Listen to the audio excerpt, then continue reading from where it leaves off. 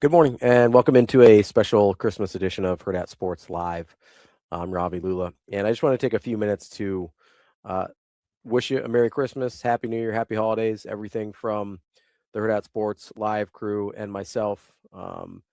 Wanted to thank you so much for all the support that you give us over the course of the year and just allowing us to do this thing that I cherish doing so much, and being a part of your day every day. I know I talked about this with the Spotify Wrapped thing that came out a couple months ago, but the amount of time that you guys spend with us is truly honoring, humbling, whatever word you want to use. It is flattering to say the least.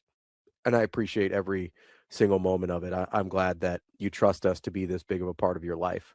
Um, I was thinking about what to try and say for this Christmas message that I wanted to kind of relay to you. And you all know how my stupid word association, squirrel brain works. And so I'm thinking about Christmas, and obviously the religious significance of Christmas is the birth of the Savior Jesus, right? And it's not important if you believe in the religious part of the holiday for the purposes of this story here. But as I got to think about this concept of a savior, it of course brought me back to Nebraska football because I'm an idiot. But there is this sense that I've had that Nebraska football has been looking for a savior for years. It's the sense I first got when Scott Frost got hired. And we've just been searching for someone to come save us. And I remember the conversations that bothered me at the time, and they still bother me now, if I'm being honest, that people said, well, if Scott Frost can't come and fix this, then no one can. And then it happened again when Dylan Raiola got recruited. Well, this is finally the opportunity. If Dylan Raiola can't come and fix this as the legacy five-star quarterback and whatever else, then no one can. And the thing that just bothers me about that more than anything is, well, two things. Number one is I will always believe, and I've talked about this before, I will always believe that because Nebraskans and Nebraska cares so deeply about this football program, that they will always have a chance. No matter if Scott Frost failed, no matter if Dylan Raiola left, failed, however you want to put it, even a guy that I really, really believe in, like Matt Rule, if he ends up failing, bringing the program back to where I think they should be in terms of national relevance, I will never stop believing that Nebraska can find its way back there as long as the people care the way that we do. And I don't see that changing anytime soon. So that's the first thing that bothers me about this idea of somebody has to come save Nebraska football. The other part of it, and I think they tie into each other, is when you look for a savior, it feels like you're looking for someone to bail you out, especially in this context, right? Nebraska feels like they've been looking for somebody to bail them out for years, whether it was Bo Pelini to bail them out of the Bill Callahan era, whether it was Mike Riley to bail them out of the Bo Pelini era, which I don't really, obviously, that was a weird situation from start to finish. And then Scott Frost, and then Dylan Raiola. And it just keeps going on and on and on. And I don't want anyone to bail us out. I don't think we need that.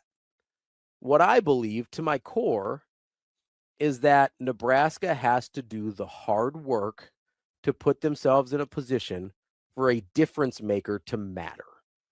Whether that is a quarterback, a five-star quarterback, obviously Dylan's gone, but you've got Trey Taylor coming down the pipeline in 2027 as well. But whatever it is, whoever it is, you want the place to be prepared for a difference maker, not just begging for someone to save them. And that to me is the difference between where Nebraska has been in the past and where they are now. Because I actually think Matt Rule has done the hard work to put Nebraska in a position to that a difference maker actually could make a difference. instead of just praying you find a Michael Vick or a Cam Newton or a Vince Young or a Joe Burrow or whoever that can come and bail you out, that can come and save you from yourself. Nebraska had to fix things themselves from problems that we largely created ourselves. That Nebraska had to save themselves from their own situation before anyone else could come and help push them over the top. Because most of the people that we look at as saviors, there's two problems with it. One, you want your program to be sustainable beyond any single individual, right? Nebraska football needs to be sustainable past any single individual. So if Dylan Raiola leaves or Scott Frost left, or if someday when Matt Rule leaves, that the program is not in flux because that one person has left. That's the problem with a savior, is as soon as that one person leaves, you're in trouble, right? As soon as Cam Newton left Auburn, they were in trouble. As soon as Vince Young left Texas, they were in trouble.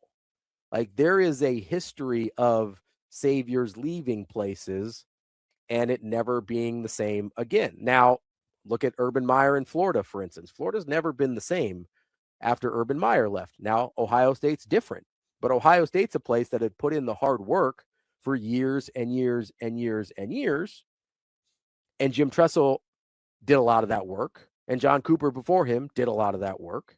And then Urban Meyer was put in a position to make a difference once he got there.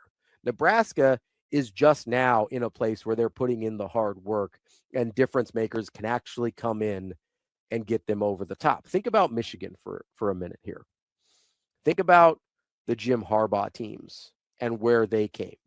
Jim Harbaugh is a guy that is all about putting in the hard work. And even when they were struggling a little bit, all cheating scams and everything else aside, like, they put in the hard work to be a college playoff team. And they made a college football playoff with Cade McNamara, of all people. And then when J.J. McCarthy, the 5-star, the highly touted quarterback, the difference maker, was ready, he put them over the top and they won a national championship. That's what Nebraska needs to work towards and strive towards. We talk all the time about, oh, Nebraska just needs to figure out how to be Iowa. Not beat Iowa, how to be Iowa before they can move on to anything else. Well, guess what Iowa doesn't do?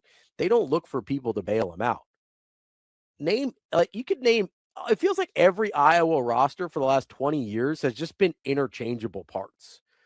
There's almost like, there's been outstanding players, whether it's, Cooper DeJean. I'll go all the way back. I loved in 2002, Brad Banks at the very start of this Kirk Ferentz era. But most of these guys, whether it's the quarterbacks, whether it's the secondary, a lot of these guys sort of just blend together and give you this idea that it's about the program. It's about Iowa. It's not about any individual guy. And they haven't had a lot of difference makers to get them over the top. But when they have, it's made a difference. Nebraska needs to get to a place where you don't worry about one guy leaving, or, oh no, this guy entered the transfer portal, or this assistant coach left, now we're in trouble. It can't be that. Otherwise, Nebraska will never be the thing we want it to be. Nebraska can't keep looking for a savior. Nebraska needs to save itself. And I think Matt Rule and the administration, because this is a top-down organizational thing that has to happen in order for Nebraska to put itself in a position for any of this to matter. I think they've started to do that, and I think they're several steps into the process of doing that. I don't know how far yet. We probably won't know until Nebraska starts to get some difference makers and we see if they do, in fact, make a difference. But the point for now is build the foundation, build the infrastructure, build a place that is sustainable and that can win at least a respectable level, so that you have opportunities to get over the hump. Nebraska has to get to that mountain before they can climb it. Nebraska hasn't even gotten to base camp yet where they can go and climb the mountain, right? They've gotten guys who are like, hey, we got the best mountain climber in the world right here. He's ready to go. And it's like, we haven't even gotten to the airport yet to fly to the place where the mountain is, right? Nebraska's finally arrived at the mountain. They've gotten to the point where they're starting to climb that mountain. Now they need to find a way to get guys that can get them to the top of that mountain. But that's a big difference between looking for guys that can help you get over the top and looking for guys that are going to save you. Nebraska's been looking for saviors for too long, and they're finally looking for guys that can build something sustainable. Then when a difference maker, whether it's Trey Taylor or Ahmad Hudson or whoever else, I don't know, maybe it's none of those guys, maybe it's all of them, who knows? But when those type of guys then arrive on campus, that's when it can make a difference. There's a reason Tommy Frazier could come in as a true freshman and be ready to go. Nebraska had built a foundation throughout, despite how disappointed a lot of Nebraska fans were through the late 80s and early 90s. Nebraska had built a foundation when they got a couple of guys that were difference makers, it did get them over the top and pretty quickly. But Nebraska had done the hard work before that to be in a position for it to matter. I think Nebraska is getting closer and closer to having done the hard work for it to matter when those type of guys step on campus. That's my thoughts. I hope that whatever you feel about the Nebraska football program, that you have a very Merry Christmas. And I hope you didn't take any religious significance about what I was saying about not looking for a savior in the Nebraska football program. I just got there because that's how my brain works. But I hope you have a Merry Christmas. I hope you have Happy New Year, Happy Holidays, whatever you celebrate. I hope it's great. I hope you get to spend time with the people you love. And don't forget to tell those people that you love them. Make it weird. I promise you it will mean a lot to them, even if they don't know how to take it in the moment. We spent too much time this year, unfortunately, mourning people that we lost, whether you knew them personally or not, or if you got to know them through the show or through other things. Don't let days go by where you don't tell people that you care about them, that you don't tell people that you love them, even if it's awkward. It doesn't matter. That awkwardness is worth people knowing how you feel about them. So make sure you do that. That would be my one wish for you this holiday season. And I can't wait to talk to you guys again in 2026. Appreciate everything that you allow us to do every morning, and appreciate you letting us be a part of your lives on Hurrdat Sports Live.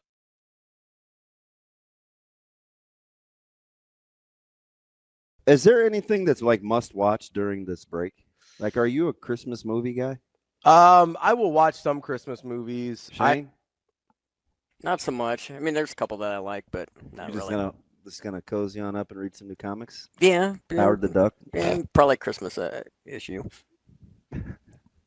I so believe you. No, there's a couple. So my wife grew up watching White Christmas. So that's, of course. Why is that? Well, nobody makes movies called Black Christmas. There actually is a movie called Black Christmas. Is it a horror? It is a horror movie. Shocker. Black is bad. I didn't name it, nor did I make it, nor have I watched it. I will say not a lot of cultural diversity in Bing Crosby's White Christmas. It does age pretty well, though. I was expecting it to be way more. You're sitting through White Christmas? Every year. It's her favorite Christmas movie, so we watch it every year. Yeah, but a lot of that probably goes back deep, like decades, for a lot of people that watch that kind of stuff. She's not that old. She watched it when she was a kid, though. That's what I mean. When they watched it when they were a kid or whatever. It's very nostalgic. Nostalgic, yeah. I'm with you, TK. I like Charlie Brown Christmas because now on my TikTok, everybody's doing that dance. Yeah, my mom really likes Charlie Brown Christmas, so we do Charlie Brown Thanksgiving on Thanksgiving, then do Charlie Brown Christmas on Christmas. That's the jam.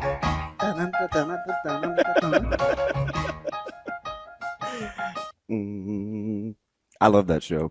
That was my brother's jam. Terrence, I don't think they do have any house cleaners in that or butlers in that movie. I don't. He says White Christmas probably has some house cleaners or butlers when I talked about cultural diversity. He said that. I did not. I'm answering.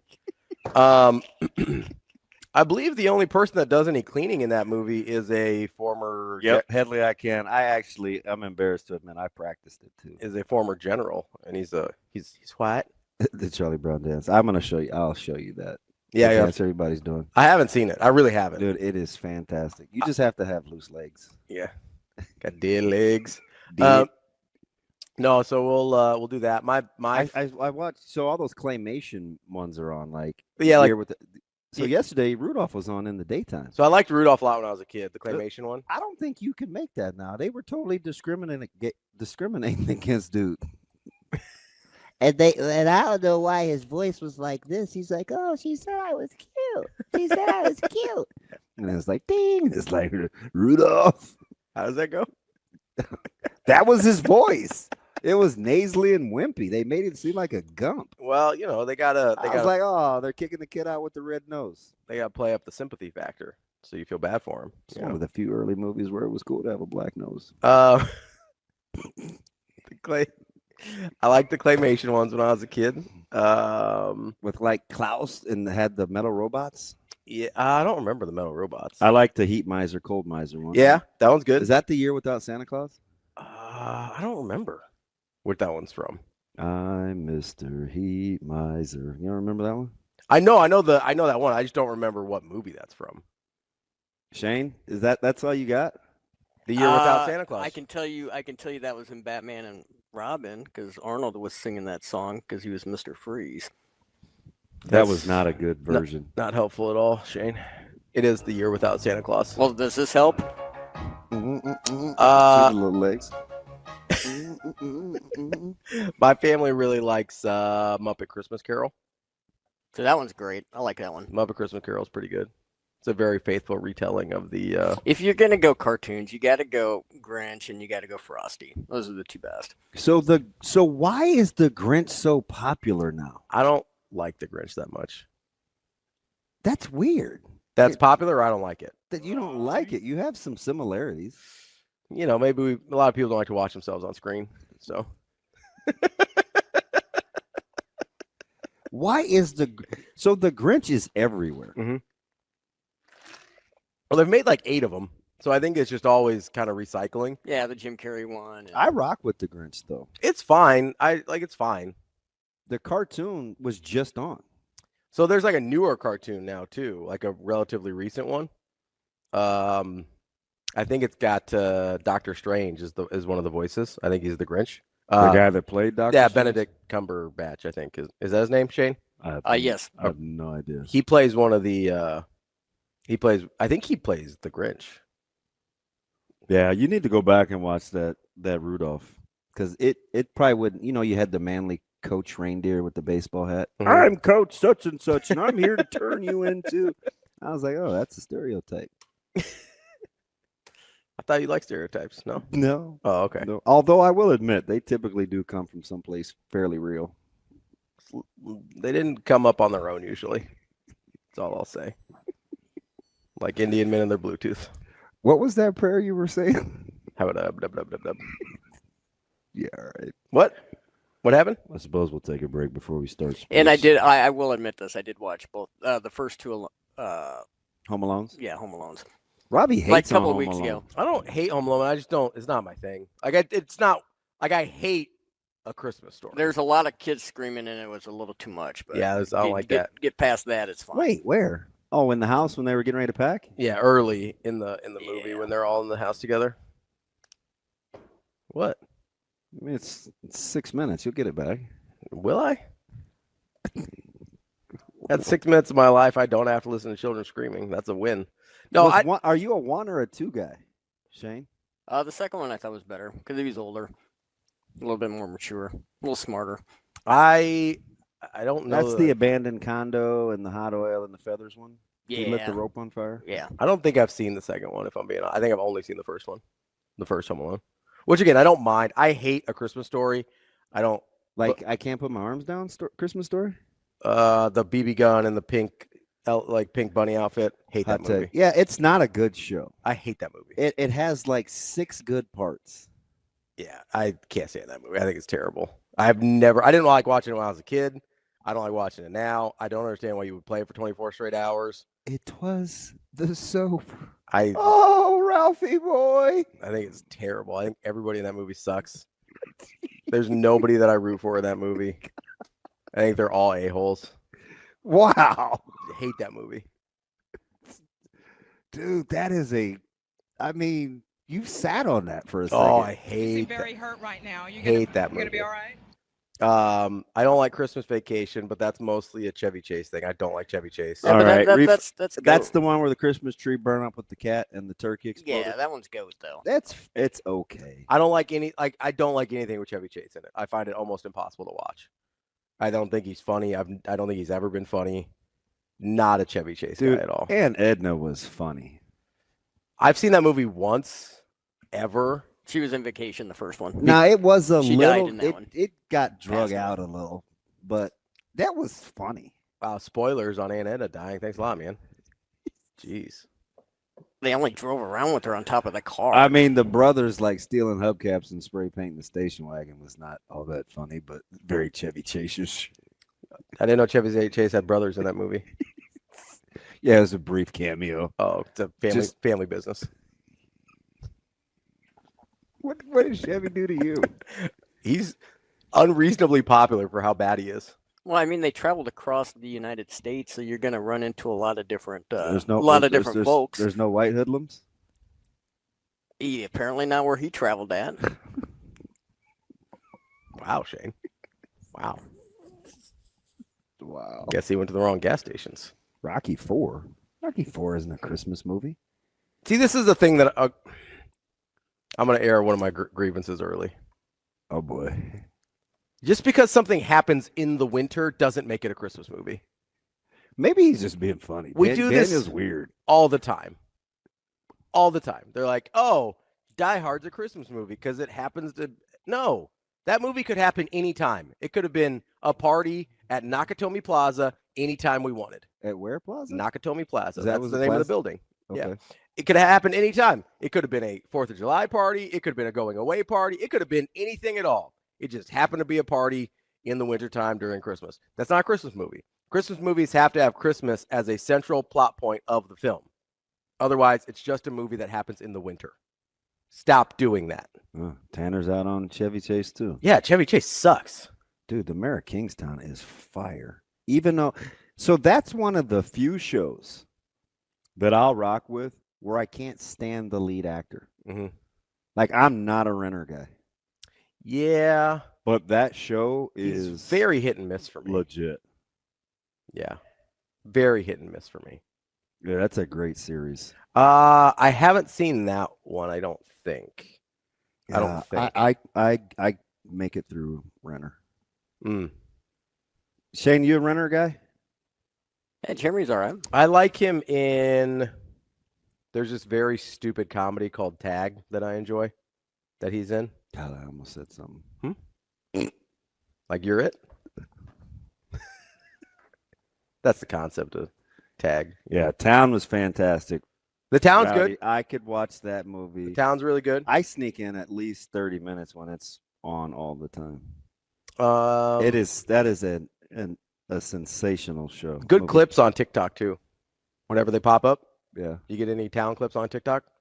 Yeah. I get the one about Whose car we taking? whose car are we taking. Yeah.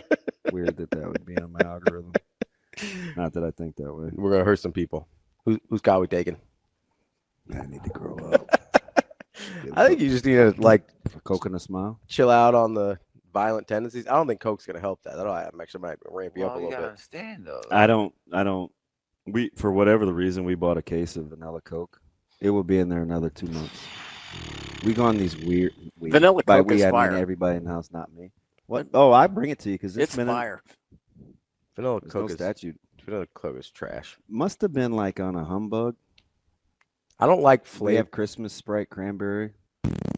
I don't really like flavored sodas. Like besides their normal. That's one of flavor. the best things taking it back to gas stations about going to a gas station is like Quick Trip. You get your little secret pump. You can go in there to the fountain, and they have just a ton of stuff that you can get, and you can make the pop the way you want it with the different syrups and all that kind of stuff. So big suicide guy, little energy rooster booster. Yeah, a little rooster booster, all that kind of stuff. A little vanilla in there. A little vanilla, a little cherry. If I was a little gonna peach. just totally immerse myself in things that are terrible for me that I could drink that aren't distilled, it's gonna be cream soda or ginger ale. I don't like cream soda. Cream soda is sensational. I'll mess around with root beer, but I'm not trying to do cream Root soda. beer, you talk about overrated. I like root beer. Root beer sucks. Jam, I agree. Home Alone is not a Christmas movie. Plus, They could have gone on vacation anytime. Plus, they have the crushed ice. Everybody loves the crushed ice. That is actually one of the selling points. I ask you I ask you a normal question about gas stations, and it takes you 38 minutes to come back to it. Well, you bring up cherry vanilla Coke or cherry Coke or whatever. I Vanilla didn't even Coke. say cherry, numbnuts. Yeah, but I like all that. God, I don't know what's wrong with him. So the DJ can't spin. he's too little to choke, but sometimes it's just like. He touched it. He touched it. Ginger beer is not great. Daniel, you're the king of terrible takes. Although, full disclosure, we have sampled every kind of ginger beer that this city makes, so it's very annoying to me. Shane makes a great point there. I can't stand ginger beer. Die Hard is about family, redemption, and sacrifice set on Christmas Eve at a Christmas party. It's a Christmas movie. Those things could have happened at any time, Shane. Are we just getting? Are we getting? Yeah, mad? but no, they. Are you our show? No, Shane Jensen, 3050. Wait a minute. What's wrong with my food takes? I eat like a regular person. And I don't tell you how you can eat. That's Happer. He's the worst. What's wrong with my food takes? Does he mean food storage or food takes? My food storage is a little I would say your taste is actually very good. It's a little bougie. He said everything is wrong. Damn. I think. Do you like protein, Jim? Do you like cheese? I think you have very good taste. I think you have a good palate. Unless I know when exactly you made the food, I'm probably not going to eat it at your house. He said eat like a regular person. You don't even...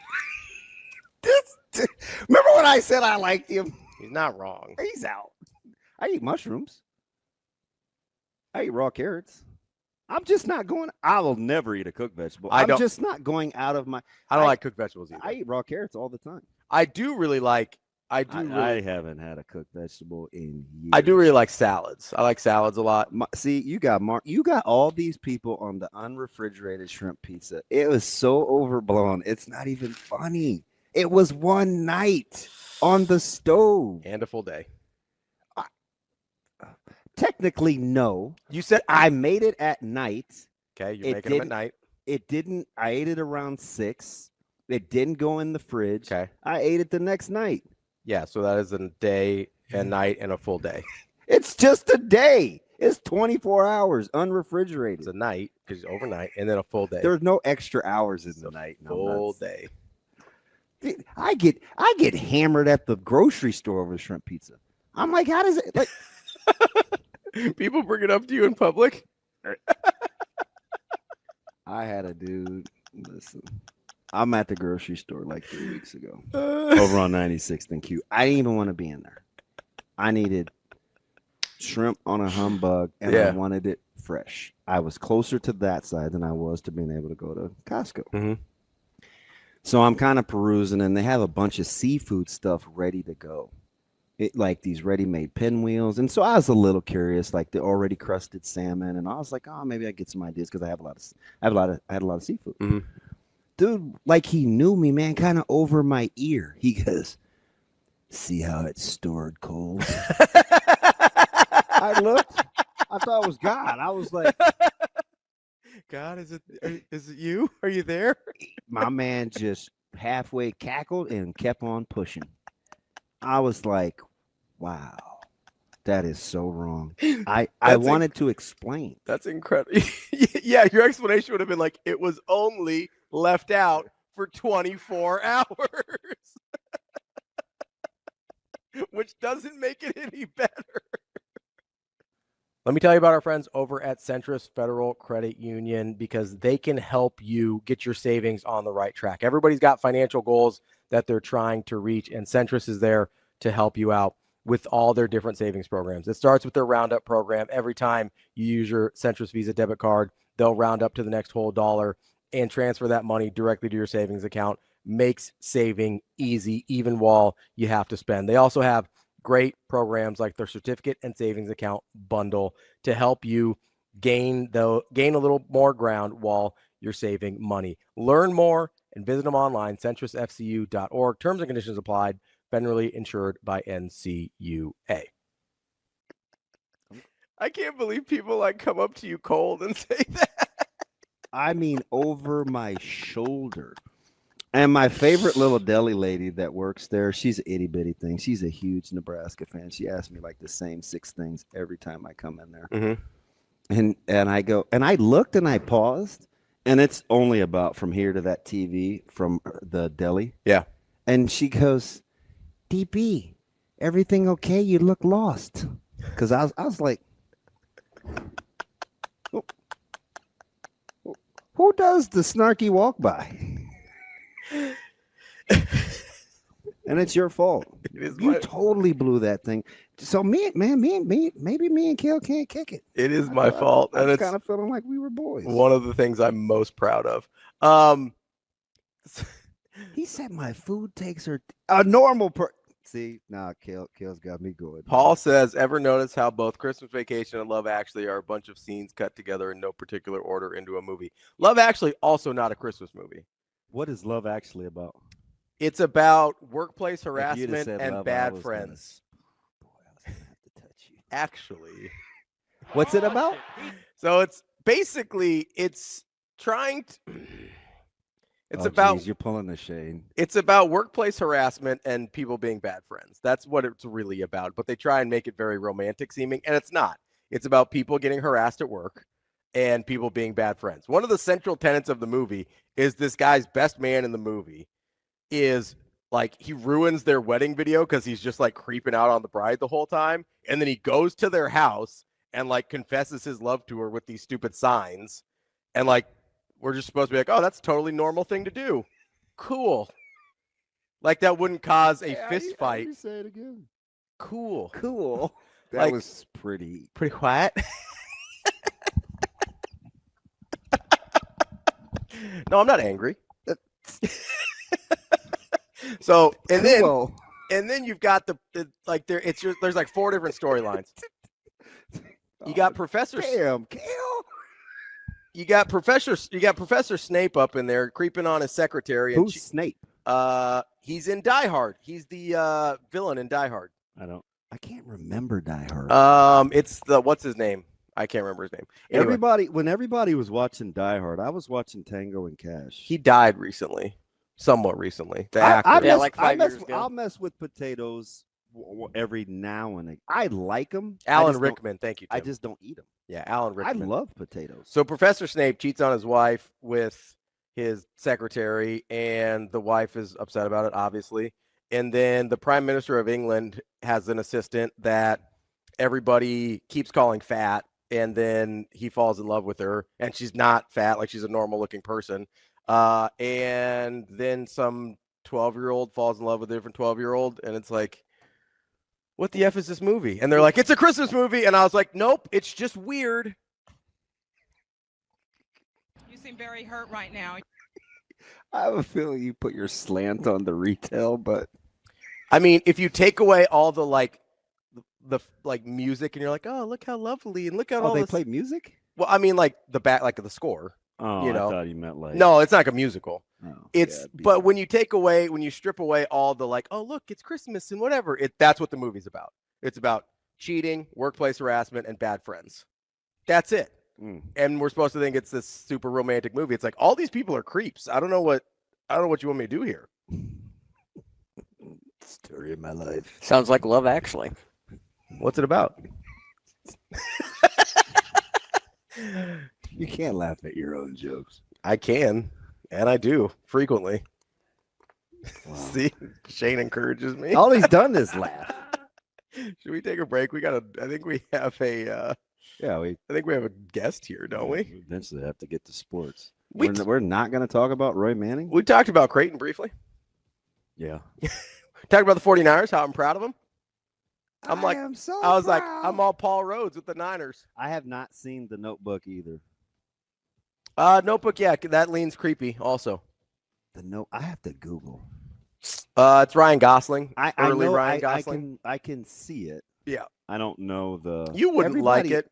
It's not a movie for you. It seems. Oh, the musical. So 2004. Yes, that would be the original.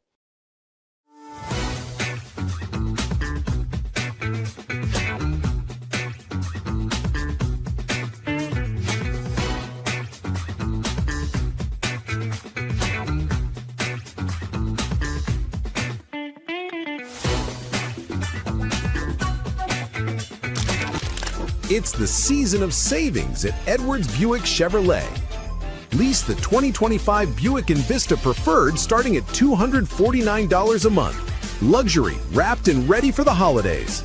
More reasons to celebrate this season. Or lease the 2026 Chevrolet Trax LS starting at $259 a month. Compact style, ready to roll into the new year. Your season of savings starts at Edwards Buick Chevrolet.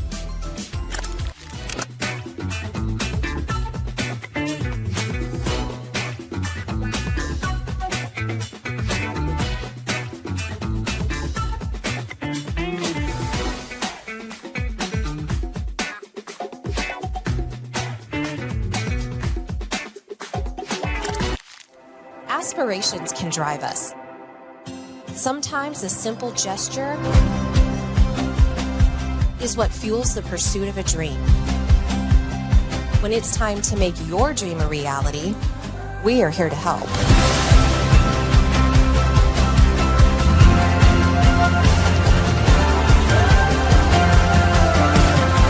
Centris Federal Credit Union.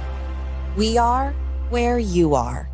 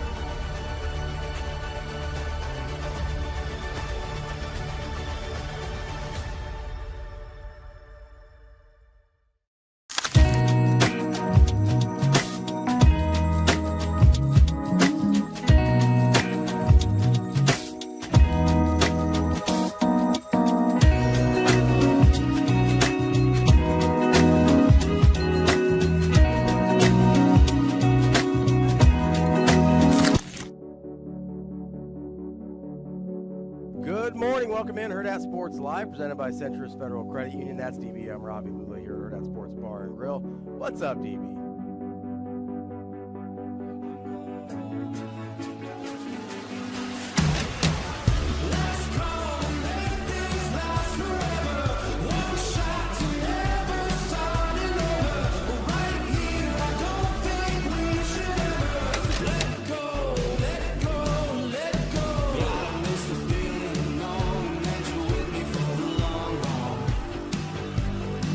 We spend a night dreaming of all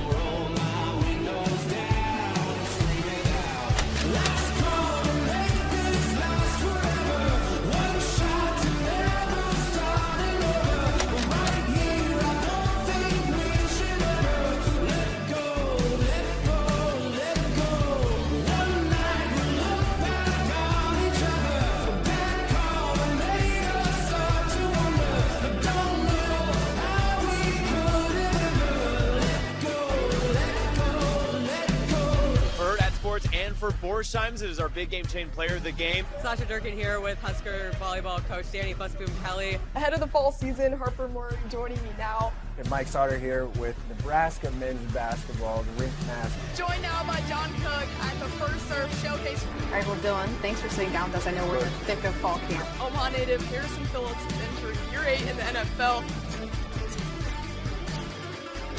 You're watching Hurrdat Sports. Last call to make this last forever. One shot to never start another. But right here, I don't think we should ever let go, let go, let go. One night we'll look back on each other. The bad call that made us start to wonder. I don't know how we could have ever let go, let go, let go. Last call to make this last forever. One shot to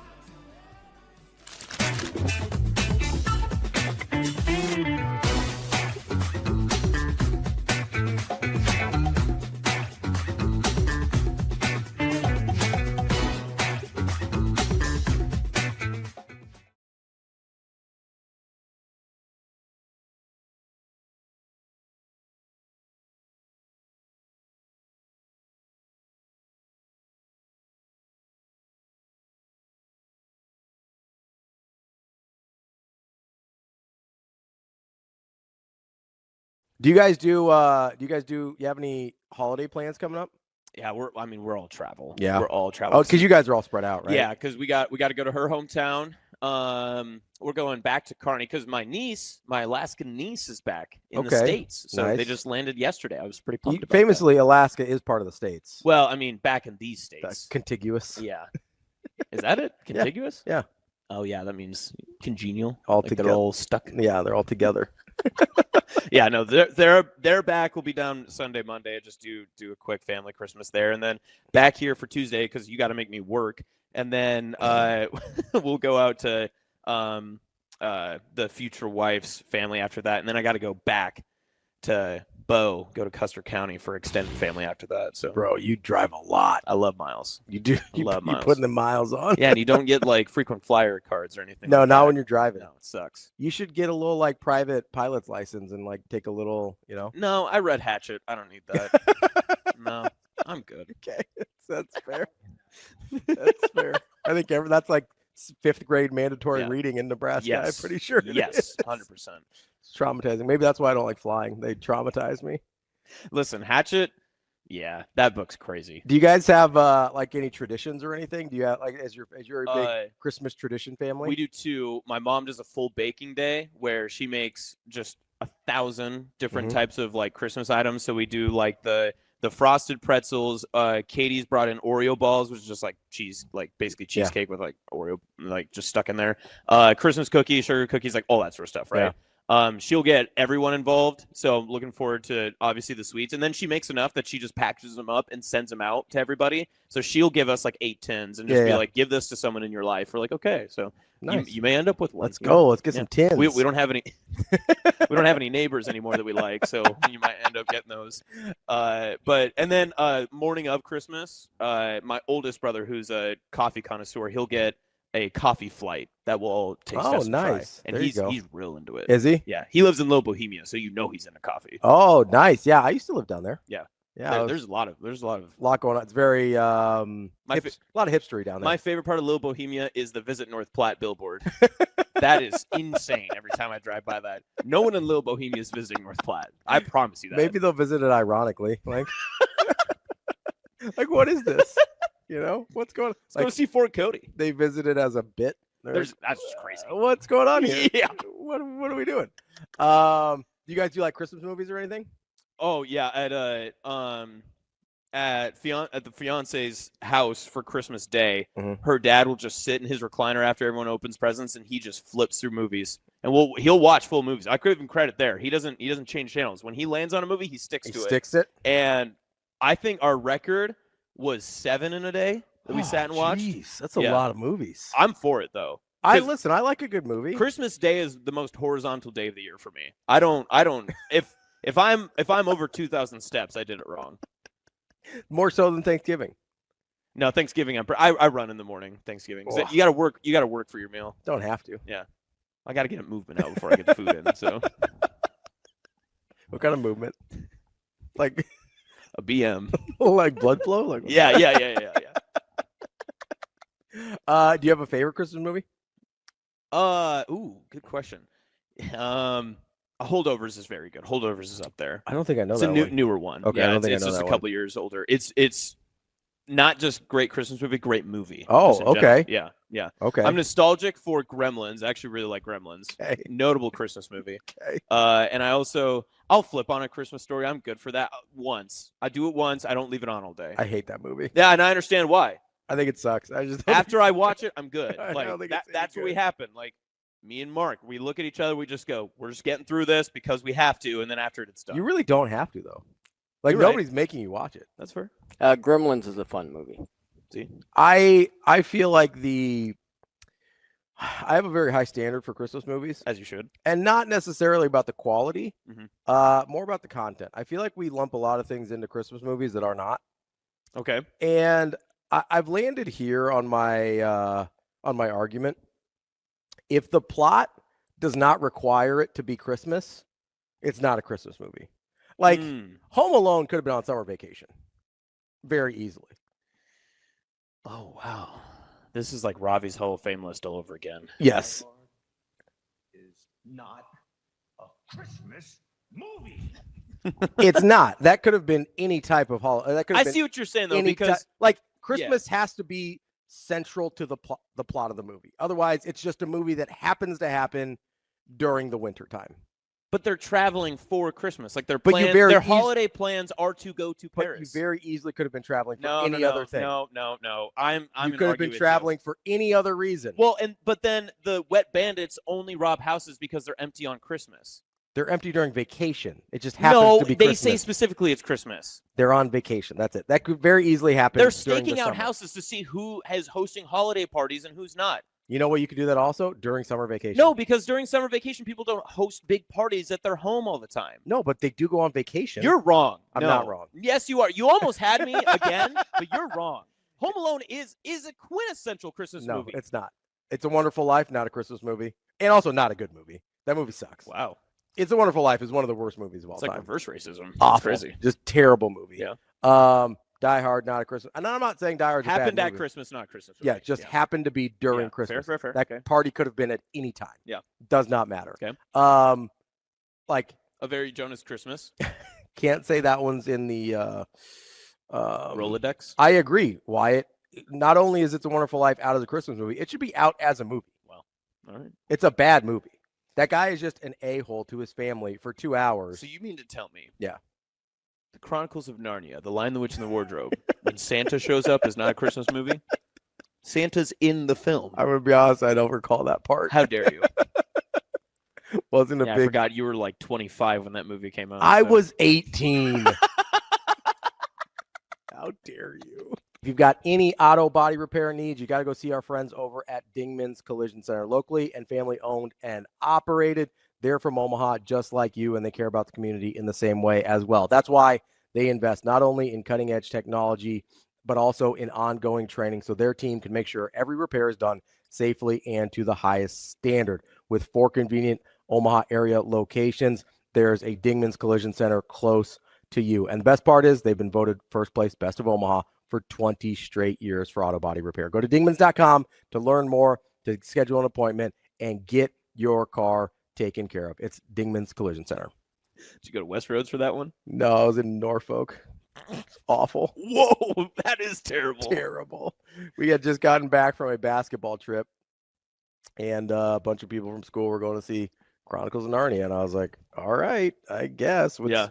Norfolk, and literally every person I know in this town is at the movie theater, so I guess I'm going. People of Norfolk hanging out in 2 places. That's the Wendy's and the movie theater. It wasn't nothing against Norfolk. I'm sure it's a fine place. Nah, I posted something to me about Scottsbluff yesterday. I'm gonna keep my comments to myself. I had 2 Scottsbluff people DM me. They're like, "What's the hate for?" And I was like, "You get it." Travis is correct here. He says there's objectively only one answer for best Christmas holiday, and it is the movie ever, and it's Muppets Christmas Carol. It's phenomenal. I do like that one. It's of course you do, Shane. It's It's incredible. It is incredible. Shane, are you a big Muppets guy?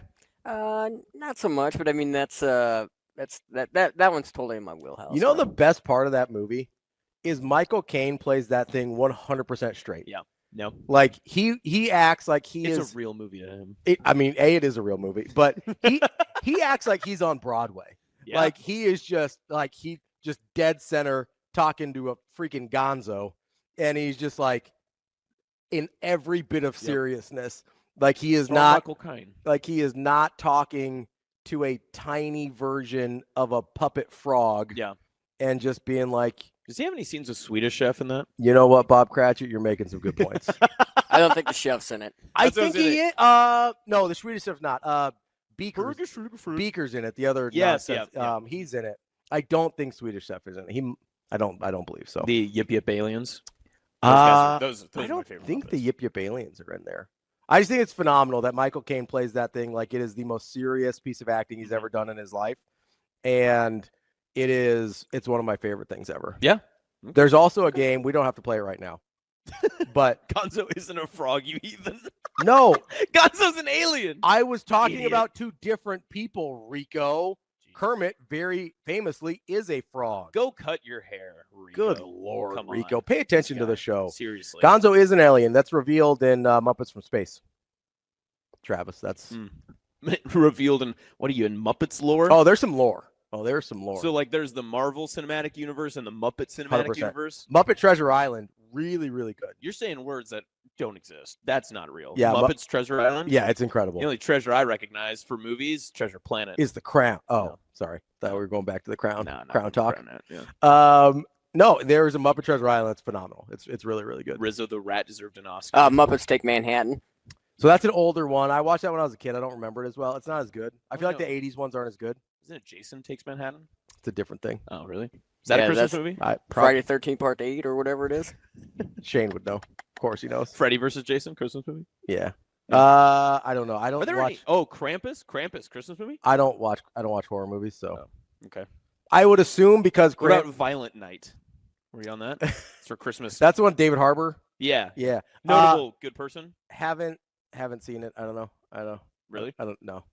I would assume Krampus is a Christmas movie because of the context of the character that I'm aware of, only from The Office, where Dwight Schrute dresses up as Krampus one year. Yeah. So I would assume that he is that qualifies as a Christmas movie. Are you out on Polar Express? I was too old when it came out. Like it didn't hit in the right. Oh, that's when you were 25. Era for me. Yeah. No, I think I was like 14 or something. Like it just wasn't my time frame. And also, I'll be honest, the animation freaks me out a little bit. I didn't realize Tom Hanks was every character in that movie. It kind of ruins it for me now. Really? Yeah. He was the kid, the hobo, he was the conductor, and he was Santa. I think I knew that. That's way too many. That's way too many. Listen, he's just killing it. Yeah, so I was 17 when that movie came out. So that was a little... So you could go to the Chronicles of Narnia, but you couldn't watch the Polar Express? Okay, so you have to understand there's a very weird... Millard North tie? No, absolutely not. I was in college. The evangelical community loves C.S. Lewis. That's a fact. Like that is just the evangelical community loves C.S. Lewis. I went to a evangelical Christian college, so they were like, C.S. Lewis movie, we're in. That's what it was. 100%. Like if I'm being honest, that's why everybody in that. It was the biggest movie premiere in that town since The Passion of the Christ. It was. I'm not even kidding. I don't know why you're laughing. This is so funny. Big C.S. Lewis people. A lion gets sacrificed, and they're like, "Yes." It is very different from the rest of his writing. Like it's funny that C.S. Lewis is both, the writer of the Chronicles of Narnia and Danger the Lion is Jesus. Yeah, I picked up on that. Aslan. Oh, yeah. No, it is very funny. Like it's weird. I've learned a lot about you in the past 30 minutes. It'd be like C.S. Lewis is like if J.R.R. Tolkien wrote The Lord of the Rings, but also wrote all the Malcolm Gladwell books. Like that's like C.S. Lewis's bibliography is very strange. Good for him. Like the Chronicles of Narnia is a huge outlier compared to all of his other writing. It's odd. But yeah, evangelicals are obsessed with him. At least they used to be. When I was, more involved, they were. So it's a big thing. I've learned so much today. This is incredible. Like, I'm really glad I hosted for DB today because I'm learning things that I wouldn't have had the opportunity to before. Trying to think. Is this what they call street knowledge? Streetwise. I forget who I was talking to the other day. I think it was Kyle and somebody else was in there. I had like a 30-minute conversation about how I almost became a pastor. I didn't really almost become a pastor. I went to school to be a pastor. You lore dump a lot in the office. Yeah, I think I've led many lives. Like, I've had a lot going on. Yeah, you're like C.S. Lewis. Yeah, I got the Chronicles of Narnia, and then I got, the Great Divorce over here. That's actually not about divorce. Mine was, but his wasn't. His was about other stuff. No, I picked up on that. Screw tape letters, mere Christianity. So, are you a pastor then? I am technically ordained. Yes. Yeah. Oh, so if I ever get married, I got you. Yeah. Okay. All right. I married my my best friend Busky and his wife. We married them, and I believe that ordainmentship is good forever. Forever. Well, that's what the internet tells me. Okay. All right. Yeah. Famously, my churches would not ordain me because I'm they viewed as a heathen. But the internet's like, we got you. It happens. We got you. Whatever. The state recognizes it. The internet recognizes it. That's all that matters. That's all that really matters. The internet loves you. We live online. Yeah. That's where we are.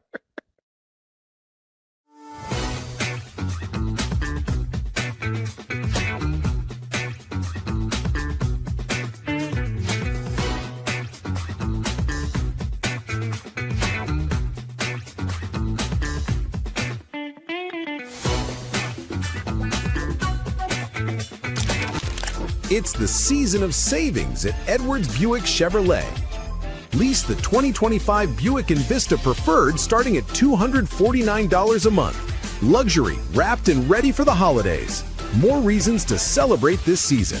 Or lease the 2026 Chevrolet Trax LS starting at $259 a month. Compact style, ready to roll into the new year. Your season of savings starts at Edwards Buick Chevrolet.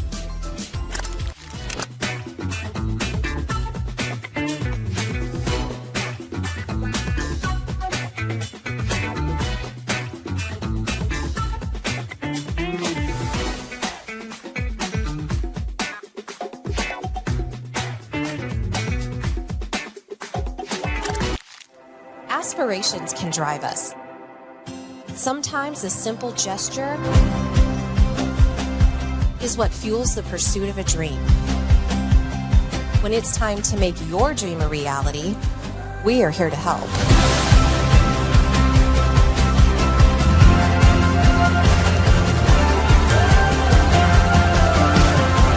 Centris Federal Credit Union. We are where you are.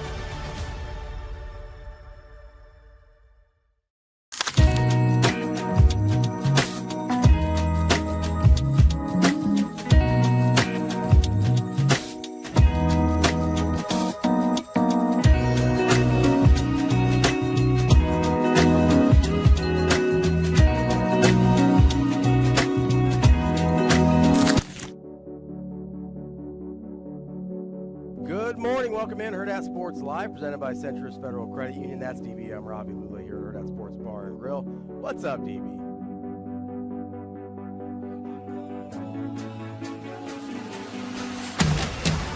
Let's go and make this last forever.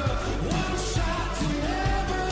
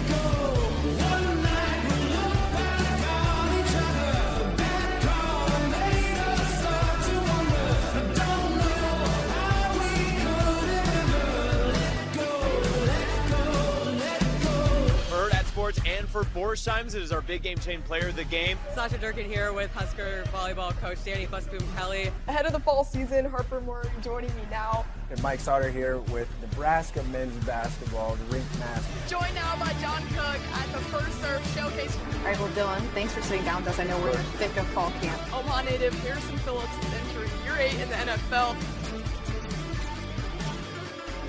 You're watching Hurrdat Sports. Last call to make this last forever. One shot to never start another. Right here, I don't think we should ever let go, let go, let go. One night we look back on each other. Bad call made us start to wonder. Don't know how we could have ever let go, let go, let go. Last call to make this last forever. One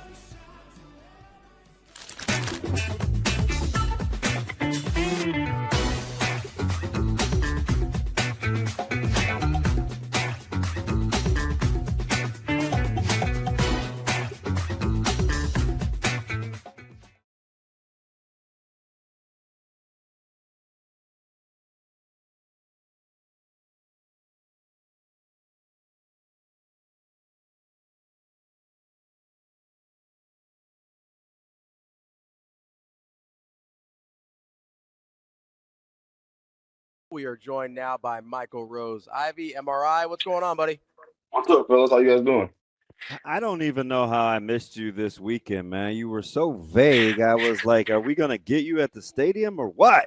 Man, I was trying to, man, but we had family. Is that what it was? Yeah, with my wife's family. So I was trying to, I was responsible for making a dish. So I was trying to make my dish and kind of get out of there and sneak out and come back. But what's MRI making? That's what I want to know. We got to know what you're making. What's the deal? I just made some baked beans, some cowboy baked beans. Oh, fudge. I've been getting well, the stream is not it's not a kind place to be. As you've seen, it's eat or be eaten in there. But apparently my food takes are horrible, so I hate to say this. But baked beans belong in the ice cream category, where for as much run as they get when you have good blank, it is so overrated. It is. It's fairly overrated. No, I'm not worried about the baked beans. What are you talking about? Ice cream? Yeah, I want to know more about that, though. For what it is. Phenomenal? See, that's what. Ice cream is so good. What are you talking about? I shouldn't have even said it. You compared baked beans to ice cream? Okay. I'm going to try to describe this as quickly and as easy as possible. Take your time. 90% of the time, if you don't have to chew it or can enjoy it over time while you're consuming it, I just don't know how good it can be. That's like people will talk about like lobster bisque. Oh, have you had this soup? Yeah, it's in and out. Like, I get it. It can be sensational, but it doesn't have to be something like people crave and covet ice cream. Like they'll go out of you their sound like way food is nourishment. You know what I mean? You're not supposed to enjoy it type guy right now. He certainly doesn't believe that. I know that. My man hasn't touched a vegetable in decades.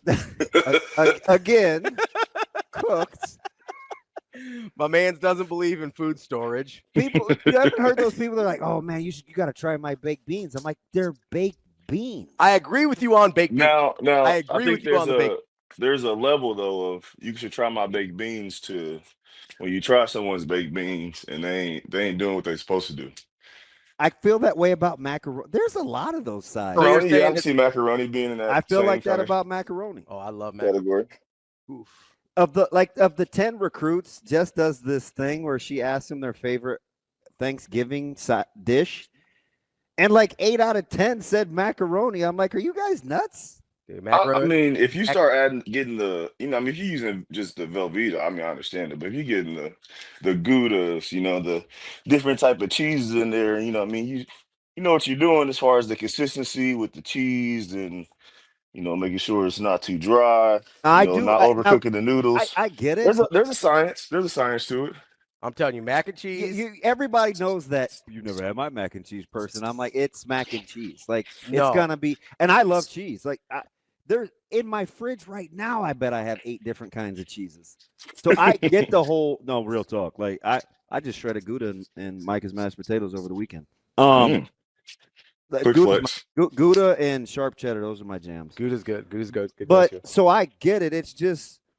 It's like the lobster bisque thing. I love good lobster bisque. I do. It's fantastic, but it's in and out. It's like it's done. Like there is no. You need some substance. Savors. Like I need something with a little more substance. You know what I mean? I mean, mac and cheese has the noodles. You know that, right? Like you chew it. You get I hate the way pasta. You don't like pasta? You're just out on pasta? It's just. So that's a different problem. It's fine. It's just not gonna be at the top. Mac and cheese and scalloped potatoes are like my 1-2 sides. You like mush? No, I like cheese. All right, I'm sorry to get off track there, MRI. What kind of meat protein do you put in your baked beans? That's always everybody's secret. I'm a turkey guy. You know what I mean? I try to keep it lean. Just turkey. Like the leg, like smoked. No, you're putting turkey in your baked beans. Yeah, like ground turkey. Yeah. Do you season it first? Of course, DB. Of course. I was gonna say my great grandmother would be very disrespected if I did not. I almost got a little too casual. My bad. Two Americas sometimes.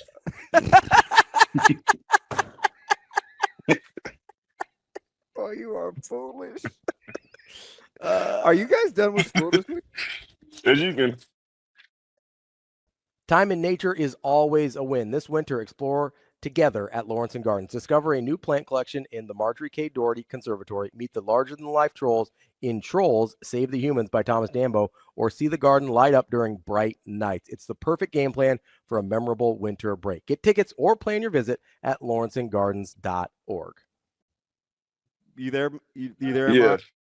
You can probably tell I'm not at the school today, so we're on break.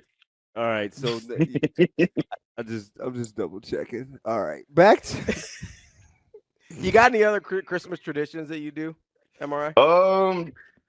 What we've been doing lately with my son, Christmas Eve, they have like a little light show. I'm pretty sure they probably have it in Lincoln too, but they have like a light show. We drive through and take them through with that. We kind of started doing that about a year or two ago, and then just going over my family, seeing my family. You know, now being older, you know, we're kind of doing some hosting and some stuff around this time too. So it's kind of cool, kind of, you know, going up that next level as on the family, especially being the oldest. Well, maybe that's what it is, but nobody comes to my house. Matter of fact, my sister intimated, and I'm a great cook. My sister intimated, my oldest, she doesn't want anybody else's cooking when she comes home but my mom. So that was like the subtle hint to like, we're not doing this whole hodgepodge get together thing. We're going to start with what my mom makes, and everybody else can get in where they fit in. That's the best way to go.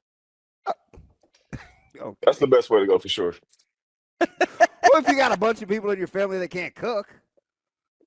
Well, yeah, you start off with what mom can do, and I mean, if no one else can do it, I mean, if mom can keep doing it, let her keep doing it. All right. We're just not going to be in lockstep this morning. For as well as we get along, man, it seems like we're always on opposite ends of the spectrum. Unless it's attacking defensive fronts, then we agree, man. So how are you feeling? Kind of getting a feel for how you think Coach Manning and you know, Coach Orich and these guys can coexist. Yeah, I've been trying to get as much information. I really wanted to come to practice, just in that sense, just to kind of see a couple of things. First off, how much was Rule assisting with the D line and how that was going. I mean, you should see him. He's wild. Yeah, I've read some articles and kind of saw or heard, you know, some things that, you know, it's going really great. The guys are really enjoying it. I mean, they cut that one another.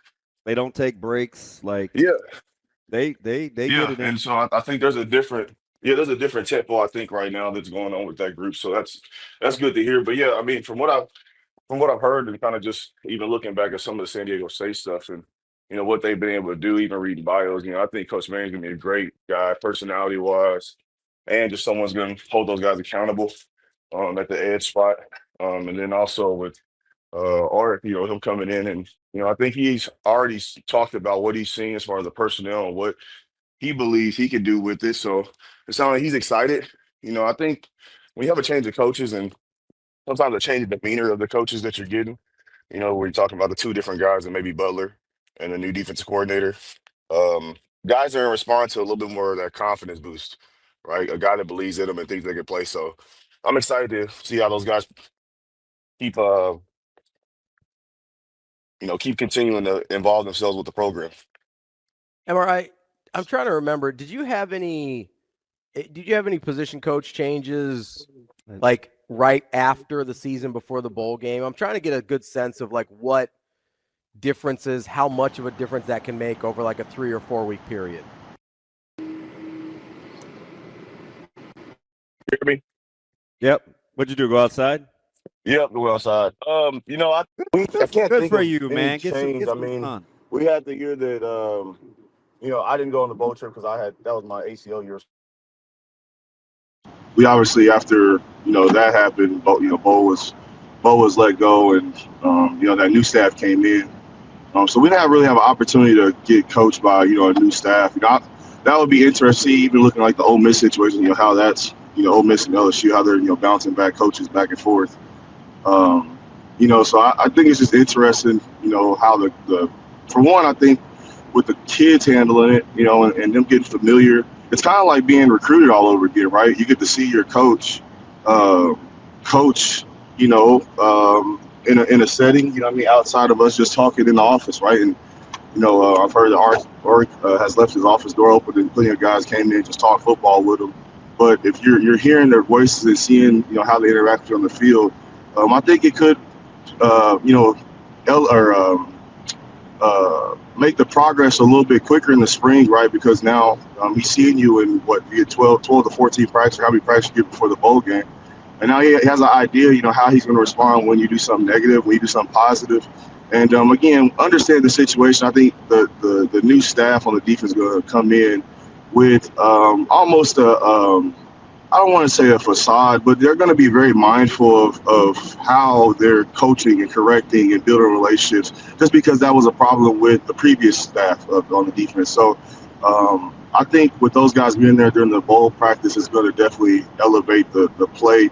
Hopefully for the bowl game, I mean, it's not a one-all, be-all, but you want to see that translate to the spring and obviously into the fall next season. MRI, if there is let's say there's a drastic difference in how the defense in particular, but we'll throw the offensive line in there as well. Let's say there's a pretty dramatic difference in how they look against what I think everybody considers a very good Utah team, whether they have some opt-outs or not, and I think they are going to have some. What will that tell you about what went wrong over the course of the season? Last part. I'm sorry, go ahead. I said repeat the last part. Yeah, what will that tell you if they do look dramatically different with the new coaches? What will that tell you about what went wrong over the course of the season? Did we lose him? I hope not, because I got a good question for him. Oh, I think he hopped back in. Oh, there he is. MRI, you there? Yep. You going to Bluetooth, champ, or what are you doing? Because I've been there.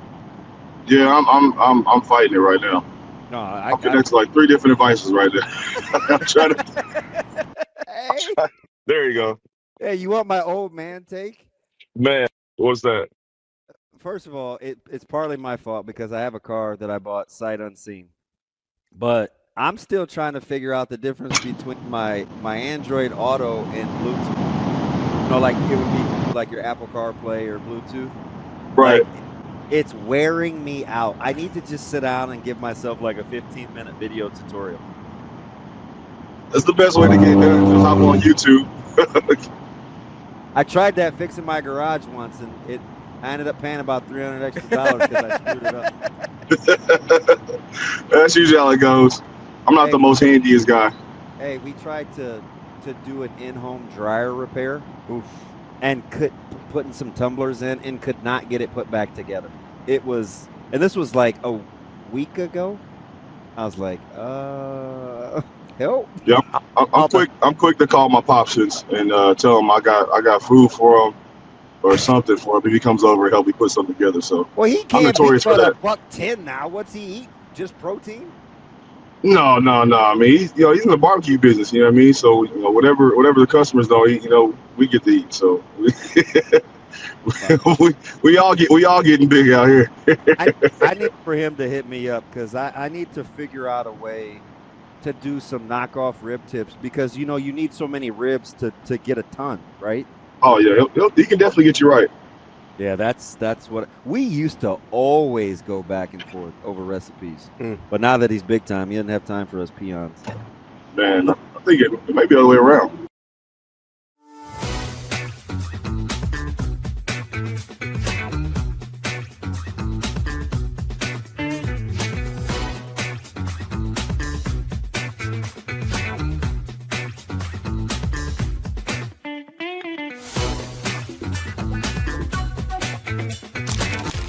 It's the season of savings at Edwards Buick Chevrolet. Lease the 2025 Buick Envista Preferred starting at $249 a month. Luxury, wrapped and ready for the holidays. More reasons to celebrate this season. Or lease the 2026 Chevrolet Trax LS starting at $259 a month. Compact style, ready to roll into the new year. Your season of savings starts at Edwards Buick Chevrolet.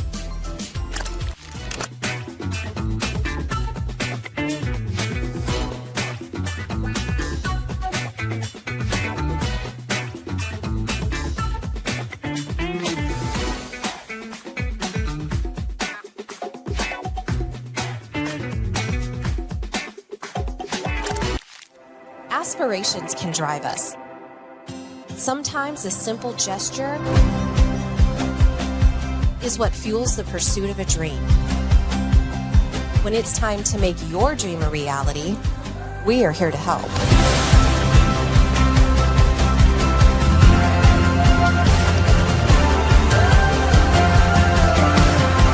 Centris Federal Credit Union. We are where you are.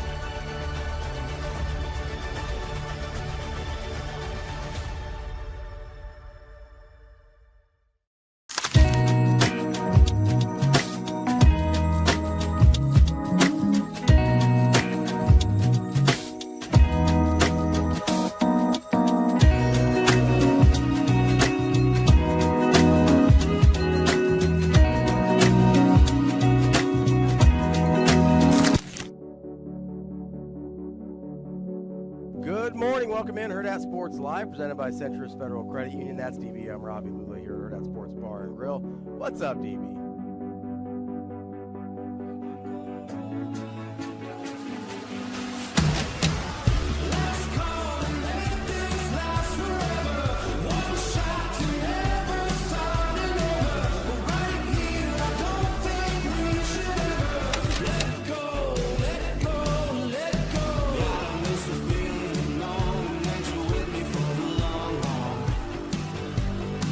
We were spending nights dreaming of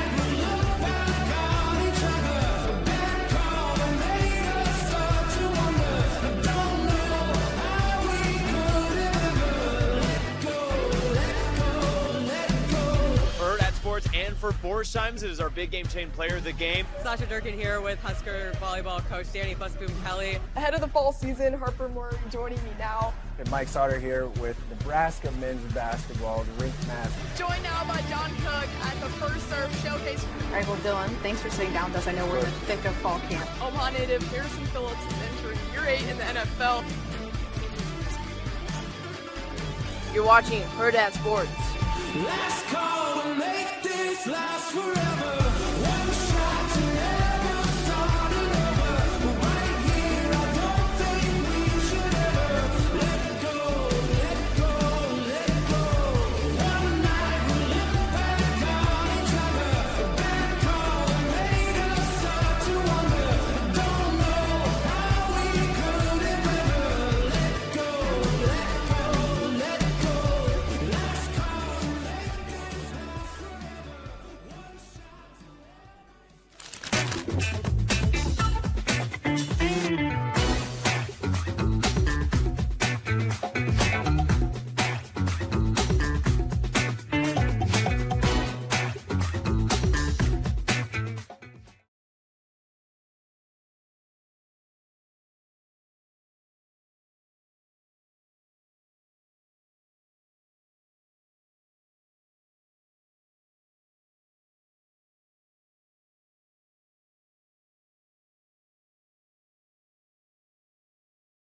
Now, I don't have any grievances with our friends over at Centris. They may be the only ones exempt from my wrath, however. It's time to do the Festivus tradition of airing up grievances, DB. You do know. Can I let myself off the hook here Sure. for a second? Yeah. There used to be a fantastic grocery There used to be a fantastic grocery store in North Omaha that I would go to with my parents called Chubb's. That's why I said I wasn't familiar with that brand. I hadn't been there. I'm familiar with the grocery store. I had never had their ice cream. I was not familiar. She's gonna be livid. I was not familiar with that. I gotta see her particular store brand of ice cream. Although she may not. It's not like Members Mark like Sam's we were talking about or Kirkland. I know that ice cream. Yeah. I don't know Chubb's ice cream. Are you kidding me? Oh, it'll leave a mark. Famously.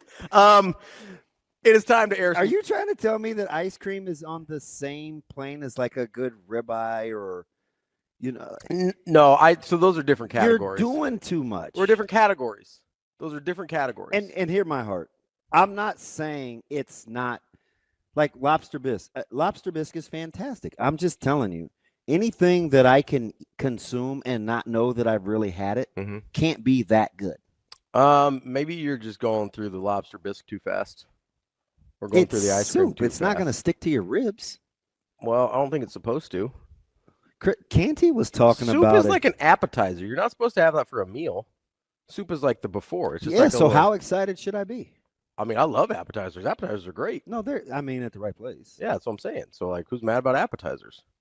I'm not asking for the lobster bisque to fill me up. I'm not asking for the ice cream to be my meal. I'm not knocking if you love just let's say just a little topper. Something mac and cheese. I love mac and cheese. Like ice cream. I'm just saying I can't ever remember a time where I'm like, ooh, gotta have ice cream or ooh, gotta have I'll crave it. Not a lot, but like I don't crave food a lot in general. Like somebody will say something and be like, oh, that sounds okay, or that sounds good. But I don't like come up on my own with like, oh, I'm craving this very often. But like I like ice cream. I'll mess around with ice cream quite a bit. Chubb's good meat and over 100 MD 2020 flavors. They got high down the stretch too, T-Mac. They were no longer a bargain. Oh, I thought you meant something else. Do you guys like Traven asked if we like wait a minute. What's up? T-Mac, do I look like No, that's not the right question. Knock it off. I was about to say, do I look like I drink MD 2020? And he'd be like, well, actually, you do. It's a socioeconomic thing, not a color. Ravi. I thought Mad Dog was red. Isn't that the color of the... No, there's lots of flavors. How'd you know it was Mad Dog? Because he said MD 2020. Yeah, That's what it says on the bottom. I know what MD 2020 is. Ravi didn't know. He looked it up. In his Indian Urban Dictionary. Look at this. Nothing. I know Mad Dog 2020. Come on now. I've been poor. Oh, well, see, that's what I was asking. That's the answer to my question. I told him it's socioeconomics. That's what I said. I've been poor. I know what Mad Dog is. Oh, Todd, you're killing me, man. Listen, well, he doesn't like Todd. He doesn't like warm fruit He's anyway. So killing me. I agree with you, Todd. I would eat a cold Hostess handheld pie. Yeah, I do like those little fruit pies. Those are real good.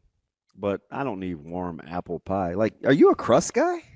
Oh yeah, good crust. Oh yeah, love a good See, crust. That's the kind of stuff I'm talking about. Love a good crust. Listen, I married a pastry chef. Like the crusts I get are better than the ones you've had. I guarantee. Okay. That was too easy. All right, it's time to air some grievances. It's Festivus. It's time to air some grievances, and I have one. I'm sure you're surprised. I've been on the internet a lot the last couple days over the weekend, looking at all these people are entering. I'm with you, Lee. I'm with you. All these people enter in the transfer portal, right? Yeah. They make announcements. I got two grievances with the transfer portal. Number one, not all of them are breaking news, guys. On Twitter, I don't need a breaking news graphic for the backup quarterback at Kennesaw State. I don't need that. That's not breaking news. They got a pretty campus. That's just a guy. That's just a guy entering the portal. That's fine. I don't need a breaking news graphic for that. Put him on a list somewhere. It's fine. Number two grievance with the transfer portal. This one's a little bit more specific. So I don't know if you saw a lot of quarterbacks entered the transfer portal last Monday after the checks cleared for the last time. No, you're not. Oh yeah, I am. You can, guys, when you clip this out, zoom in on me so DB's not associated with this. So there is pretty much every single player from walk-ons we've never heard of to 5 stars that were kicked to the curb like DJ Lagway, like who was reported wanted to come back to Florida, and they're like, nah, we cool. Every single one of those human beings puts out a statement saying, hey, thank you for my time at this previous university. I appreciate the opportunities you provided. I appreciate the millions and millions of dollars you paid me. And I am now looking for a new opportunity. You know who didn't do that? One Dylan Raiola. I don't know if he's not appreciative for the opportunity. I don't know if he's not appreciative for the several $1 million he was paid to be here for the last 2 years. I don't know if he forgot how to use social media. But for somebody who's very active on social media until recently, seemed a little weird that he couldn't even pretend. I mean, listen, he had a whole poem for when he committed. He doesn't have a simple thank you for when he leaves. A poem? Do you not remember the poem when he committed? It was the whole thing. I don't get down like that. It was, well, he does. That's my point. He does get down like that. He puts a poem on his Instagram to be like, I'm coming to Nebraska. When he leaves Nebraska, he leaks it to Pete Thamel or Nakos or whoever it was. That's Nakos, not Narcos. That's a different thing. Great show. But he sits there and he goes, radio silence. We're just going to let people know I'm out of here. No, thank you. No. What's that line for? No, good for nothing. No, thank you. No, appreciate my time here. Did he not make any friends? Not a single one? Is that what I'm led to believe? Did he not? He told me or not me personally. He told us over and over again, oh, hey, really close with Coach Rule. Really appreciate everything there. We can't say a word. We can't say there's nothing. We got nothing there. Not a word. That's my grievance. Have some level of self-awareness to be like, hey, maybe this didn't go how I wanted it to. It's possible I was part of that equation. Maybe. But thank you for this opportunity to have worn the red N on the side of my helmet. I thought it meant a lot to him. He told me he cried the first time he came out of the tunnel, so I thought it would have meant a lot to him. But apparently not that much. Not grateful. All right. What if he waits till he gets his landing spot? I'm just saying that's not typically how it's done. By literally every other person in the portal. You mad? Well, it's the airing of grievances. Yes, I am mad. You mad? Do you have one you'd like to share? Hey, it's a secret. Mine are so petty. Yes, because mine is not petty. Do you know what I hate? What's that? I hate the pull ahead guy in parking lots. What do you mean? Grocery stores. Pull ahead how? Like when you come out of the wrong way that you're supposed to go, like it's somebody else's fault. Oh, yeah. Okay. That is the worst. But it's no worse than why do you people walk in the middle of a parking lot aisle? Like down the... Yes. Yeah, no, I know. It's like, pick a side, man. We're trying to get by you. I don't understand. Is it just me? No, I I understand. planned on not having any grievances. I understand but totally. Like, it is wild to me how people walk in the middle, and then the pull ahead person wants the leeway. Yeah. Like, if you're wrong, And then they look you're at you wrong. like it you're doesn't crazy. matter if Yeah. you're first. You're wrong. They look at you like you're crazy. You're like, what are you doing? It's like, I I'm going the I right gotta direction. get out of your way. Yeah. What are we doing that for, huh? Speaking of people walking down the middle, you go to Costco a lot, right? Yeah. Not a soul in that place has ever walked in public before. I swear to God. Oh, just the random. Just the. Okay. Can I stay with that though? Yeah. Okay. You guys, gals, listen. It's not that hard. Stay to the right. Even if it's on the other side of the aisle. Keep your little funky ass cart over there on the right. And stay on the right side. The diagonal having to cross one another and the middle of a 15-foot wide aisle is inexcusable.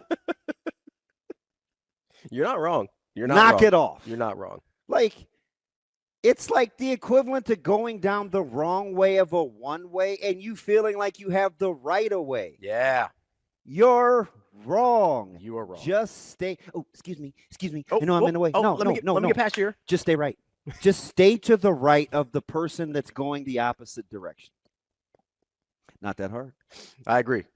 Not that hard. That's a good grievance. It's like these people it's like once you get to a grocery store parking lot, people lose their mind. Yes. They walk in the middle. They're pull ahead folks. They want to go the wrong way on the wrong side of an aisle. The best thing about COVID, other than me getting to stay at home intentionally and get to wear a mask where I could hide my ugly faces, that was cool. The arrows in the grocery store. Hey, you go that way. You go that way. Because man, the lack of self-awareness. And the carts are gigantic. You could put dead bodies in there. Yeah. So, like, to think you're just going to whip that thing the other way. No, man, just stay to the right. That's it. Yeah. And stop walking down the middle of parking lots. I agree. 100%. Shane, do you have a grievance? I do not. I love everybody. And you know I can tackle a cart. He told you that story, didn't he? Oh, yeah. To save a scratch on his car. Yeah, I floored that thing. Rico. I Wilbur Marshalled that thing. I know that thing was hot yesterday.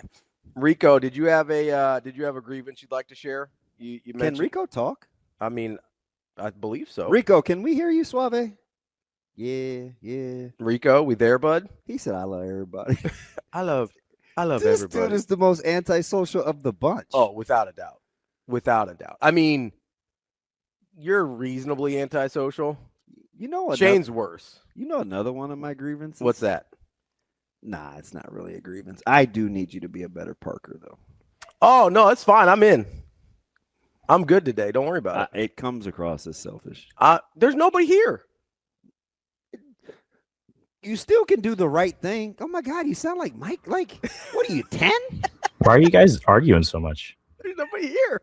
Is that Suave? I feel like there's a voice from God. Why are you guys arguing so much? Are you Morgan, Rico, Suave, Freeman? No, he's the one trying to tell Hello, Damon. I'm here to tell you that you should stop leaving your food on the counter. Please refrigerate your meat. It's that holiday season, and people start thinking, maybe it's time to get a little head start on our New Year's resolutions. And one way you can get a jump start on that is by going to our friends over at Next Gen Male Medical. Whatever it is that you need to get feeling your best, whether it's weight loss, whether it's testosterone therapy, peptides, maybe you just need a little vitamin B boost to get to feeling like yourself again, Next Gen has you covered. And it's not just for men. I know it says male in the title there, but they treat women as well for all the same issues, hormones, peptides, whatever men or women need to get to feeling their best. Next Gen Male Medical has you covered. Give them a call, 402-614-9700. It is not just another place that's going to say, hey, you need these hormones or whatever. They're going to talk to you, see what you want to feel your best and what you feel like your best is, and they'll help you find a plan to get there. And it's Next Gen Male Medical. Again, 402-614-9700. A message from God. Again. Blown way out of proportion. Rico, what's your grievance? I have a question. Suave, before you get busy, can I ask you a question? Sure, why not? All right, so you get a to-go thing, right? You bring it home. You don't you just set it on the counter. Like, have you eaten out of there the next day? I have never just sat food on the counter and then eaten from it. You guys are not telling the truth. I put my stuff in the fridge. Like when I bring food back from like a restaurant, I make sure I put it in the fridge. I'm telling you, man, there's no way. Yeah. No. That's what normal people do. They put it in the fridge. No, it's not. They put it in the fridge. I feel like you've rallied the troops. So you've like, oh, what's up, cutie pie? So you guys have like all hunkered down against me. Everybody has come home from a restaurant or cooked and put it on the counter and eaten it the next day. No. That's not normal. When you have food that was warm or whatever, you put it in the fridge when you get home because you're like, oh, I want to eat that later. I don't want it to go bad. Yeah, like if it's fettuccine or something weird like literally anything. Literally anything. I could have a fully cooked steak, and you know what I'm going to do? I'm going to put it in the fridge. So how do you bring your steak back to temp, or do you just eat it cold? If I'm in a rush, I'll throw it in the microwave, and it tastes terrible. But I'll throw it in like the oven. Okay, that's fine. What about pizza? Air fryer's been great. Air fryer for pizza, it's been great. Air fryer's good. Yeah, air fryer's good. What about pizza? Air fryer, oven, microwave if I'm in a rush. So you're putting pizza boxes in the fridge. Your pizza box, clearly you've never been to Pisons. Those pizza boxes can barely. Because a pizza box takes up a lot of room. So there's these things called Tupperware containers. Also, here's the thing. Or you can wrap it in tinfoil and put that in the fridge. You got it. I'm a Ziploc bag guy with my pizza. Yep. That's also great. If you leave the pizza in the box, even if you put it in the fridge, the air gets to it. It gets gross. You got to zip that thing up. Mm-hmm. Wrap that thing up. You keep that thing away from the elements. Hostess Little Debbie snack cakes, and you're talking about air freshness and quality? Yeah, those are shelf stable. Come on, man. What are we talking about here? Watch yourself, Damon. Shelf. Hey, stable. Who just bashed me over a hand pie over fresh pie? Like, it's the warm fruit phenomenon. I would eat a cold apple pie, but I would take the fat part of that crust off and the top. I would eat the soggy bottom of the crust and the apples. DB, a big soggy bottom guy. Rico. Well, how are you supposed to keep it crisp? He missed it. It's fine. No, I didn't. Listen, as an apple bottom guy, I know about soggy bottoms. Big jeans guy, huh? I love jeans. Damon, there's a child here. I have 2 pair. Wait, is that KJ? Yeah, it is KJ. He can't hear you guys. I have you on my headphones. No, that's cool. I just wanted to make sure I got the names right. I'm working really hard at it. Yeah, because I'm sure in probably 10 seconds or less, Robbie will drop an expletive, and I don't want KJ traumatized. No, I never swear on the air. Mom listens sometimes, so I try and avoid it. He was down here when you guys were talking to Michael Rose-Ivey, and he saw the picture, and he goes, "Dad, he played football. He was the greatest." And I go, "Was he? Okay. I'll make sure I let him know." You tell him. The real 15. You tell him, all right, what's up? I happened to be what are the odds that I was at the practice? You know how he tore his ACL, Suave? Mm. Covering kickoffs, non-contact. I said, oh, shoot, sniper. And then it wasn't funny because he didn't get up. Yeah. Oh, yeah, I felt this where somebody falls, you're like, oh, you got. And you're like, please get up. I can't. I said it out loud. You're like, no, he actually did get got. I said that loud. Everyone heard me. Rico, I have another. Are you a speakerphone out loud guy? Am I a speakerphone out loud guy? No. Like walking around in public with no, I don't do that. First off, I don't need people to hear what I'm talking about. And second, I hate it when people do that. So why would I do that to other people? Okay. Lee says, my grievance is being hooked on Ravi's sarcasm and DB's food issues every morning when I should be working. My work is being forced to listen to both of those, so it's okay. Wow, forced to, really. I mean, you go see if the old place is hiring. So Stop it. listen. So Ravi goes yesterday. He's like, "Hey, man," because I go, "Hey, are we working?" You know, I don't ever know the schedule. I'm just supposed to be where I am. And I go, "Hey, is there a show Wednesday?" And Ravi goes, "Nah, we're off." And I was like, "Oh, all right." So then about 3 hours later, total Shane delay. He sends me a text and he goes, "Hey, man, if you want to do a show on Wednesday, just let me know." I did his voice, even though it was text, but I feel like that's how it would have sounded. And I go, I said, whatever, you're the boss. Delay. It was hours. It was hours later. Dude comes back later on with, "Hey, let's just stick with no show." I was like, what took you so? You made it seem like you were rallying the troops and needed to make it happen. No, so I asked you first, because if you say no, then there's no point in rallying the troops. Yeah. Right? So I checked with Austin and Rico to see if that would make it easier with the recorded stuff we had planned and to see if they were available. And they're like, yeah, it doesn't really help us out that much. And I was like, okay, then we'll scrap it. No. Well, who dropped the hammer? Austin? He runs the show. Well, they said it wouldn't be any easier. Who's they? Rico and Austin. Us. The people I was in trying charge to of- help them the out. People in charge of you two. That's who. All right. I have to join this because this Yes. is getting ridiculous. This is being insane. Also, I'm taking this lower third off because it's I cutting got my you. face off. So we have everything planned. We have been planning this since pre-Thanksgiving. Everything is scheduled out. And then Ravi, 2 days before we start our holiday break, just goes, "What if we change everything?" Hold on. That is super helpful. Thank you very much. Yes, that would be super great to do. Thank you, Yeah, that would Ravi. be so. That'd And be so much also, easier on. notably, us. Ravi, I don't know if you remember, but I told you I was out on Monday, and yet here we are getting all these messages about, hey, hold on. what if we change the schedule here? Hold What on. would be great if we did this? What if Nope. we record this instead? And I have to step away from my family Christmas on a Monday Ravi. in Kearney, Nebraska. Erroneous. And there's Ravi once again in my life, Here, just appearing. let me more context is needed here. Number one, the reason I asked was because, yes, we had this all planned out, but we were struggling with the timing of one last recording.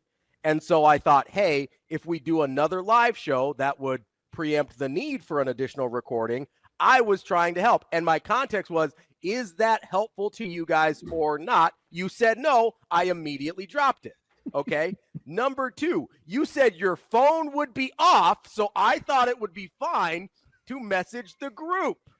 You said my phone will be off. So I was like, okay, I'm going to text the Rico and Austin group chat. Then why include me? Why put me in the group chat? So Why would listen- you text a group chat that has me in it? Listen, just texted because me. I was about to explain that. You said your phone was off, so I did not think it was bothering you. And number one. Number two, you frequently go on Do Not Disturb, so like you don't get the notifications anyway. Number three, I wanted you to have all the information. Wait, you put your phone on Do Not Disturb? It's always on D&D. It's always on D&D. All the time he does. So third, too popular. I Why? wanted Because to make because Ravi just wants to text Austin all the time. I don't understand it. Like, don't other people need you? No. That I would be literally have you two sensational. as the only I people want who to ever put my want to life be on here. D&D. I wanted to make sure that you were aware of whatever we had discussed when you turned your phone back on. You said your phone would be off, which means the messages shouldn't get through. That's a you problem. So you're telling me that the person who planned all of this out and sent you multiple updated schedules of it, when we talked and discussed it, you decided, hey, I don't think he needs to be included on the plans, and I'm just going to change the plans. I asked what the plan. I asked if that would be helpful to change the plans. I asked if it would be helpful. You said no. I dropped it immediately. I don't like this, but I'm kind of rocking with Ravi here. No, that's insane. That is crazy. insane. And crazy. hold on, we're missing a huge piece of this. Can I where just he's say talking this about and then you say if I- can I he's just talking say about this? rescheduling all No, this Damon, other you stuff. can't. Literally, I was in his office last week and I said, hey, we should plan to record it on this day because I will be in during the break doing other stuff. We should record it this day. And he goes, great, I'll put it on my calendar right now. He puts it on his calendar and no one else's. Doesn't put it on mine, doesn't put it anywhere else. And that just disappeared. And I went, okay, I guess I'm just planning on it being that day. so- And then I so got what- the message yesterday about it. This so is my what- airing of grievances, by the way. So what This happens. I feel like I feel like we're an old married couple. What if he's just suggestive hinting for an idea, but is not committed? He's just trying to get a feel. The worst part of this, and like That's the what one happened that would have solved all these issues, is Robbie, just text me. You didn't have to include Austin. Like that's the main issue here. Okay. And I know you wanted to include. No, hold on. Let me talk. All right. It's my turn. The thing is, if you didn't need to include him because he knew it was happening, and I could have texted him today. We could have let him know today, hey, this is going to happen. Yesterday, he was day off. He was not doing anything. He was with family. You could have just messaged me. We could have gone through the whole thing and then let him know today. Rico, right, I'm gonna go rapid did he fire. or did he not say did he or did he not say that his phone would be off? Ravi, did he or did he not say his phone would be off? Yeah, he did, but Ravi. Okay, that's done then. Do you know your producer? Do you know your producer? And also, hey, sorry that if my boss texts me, I feel the need to be able to be appreciative and try to help him out a little bit. But I mean, the do victim. you know Austin? His phone is not off. His phone is never off. Sorry, Man, Rico and I work in such all an the time. environment that we're so terrified to lose our jobs. We don't turn our phone off whenever they text us. My phone's never off. I just want to go round robin. All right. If Shane, you're included because you always wear a hat. If any of you could trade places with anybody else's hair, because you guys have your own unique styles going, this is classic. Suave's all trimmed up. Jimmy Neutron is in rare form. This dude's hair stays buttered like you wouldn't believe. Look at this guy. Would anybody trade places with anybody with their hair? I want KJ's. Okay. Yeah. I would probably take KJ's too. Yeah, I want the curls. I would take Rico's. Why? I like mine. Because that's the most Rico answer because ever. I told you this when I was a kid, and then we can go to break, and I know we got to get to BC. I feel like we got a lot off our chest here. I think this was productive. And really, also, I didn't get to do anything. We might have some time at the end, Rico, if you want to hop back. Oh my gosh! Again with this time at the end. You know what time at the end leads to? 10-10. Haircuts. We got to no. So graphic graveyard. When I was a kid, I told my mom that I wanted a fro, and she had to have a very difficult conversation with me. That just because I was brown didn't mean I could have the same kind of hair as the other brown people. We had dreads on the Sydney High football team all over the place. No, wait, who's we? You got to turn. Honey, who's you're brown, but you're not that brown. Yeah, I was the wrong brown for the fro, and so she had to have a really hard conversation with her. I was like, "Mom, can I have hair like that?" She's like, "What do you want for your haircut?" I was like, "I want one of those," and she's like, "Nah." Do you know what a hot comb is? That's not gonna work. Never mind. Not really. So yeah, I would. I'd take Rico's hair because then I could grow out a fro, and my lifelong dream would be accomplished. Also, go Pop-Tarts Bowl. You have to go. Don't chicken out already. I'm gonna go next year. That's fine. You have to go next year. Don't chicken out. I want them to send me like a care package and all that stuff. It'd be great. We'll work on that. We got a year. We've got Brian Christopherson coming up next. Rico act like the oldest. I don't know. It's because he got 3 kids. It ages you. Rico, hold on to your grievance. We'll get to it at the end of the show.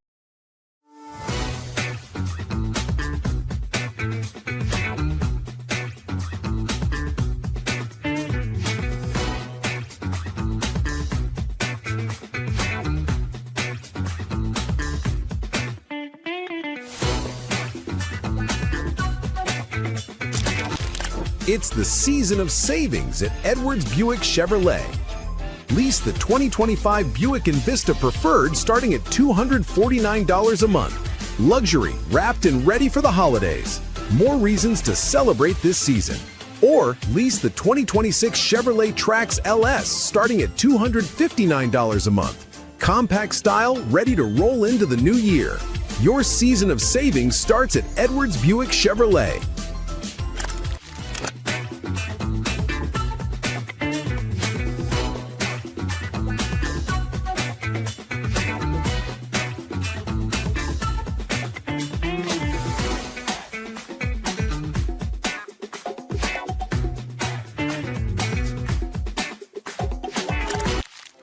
Aspirations can drive us. Sometimes a simple gesture is what fuels the pursuit of a dream. When it's time to make your dream a reality, we are here to help.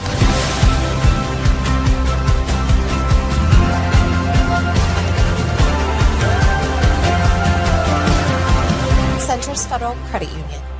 We are where you are.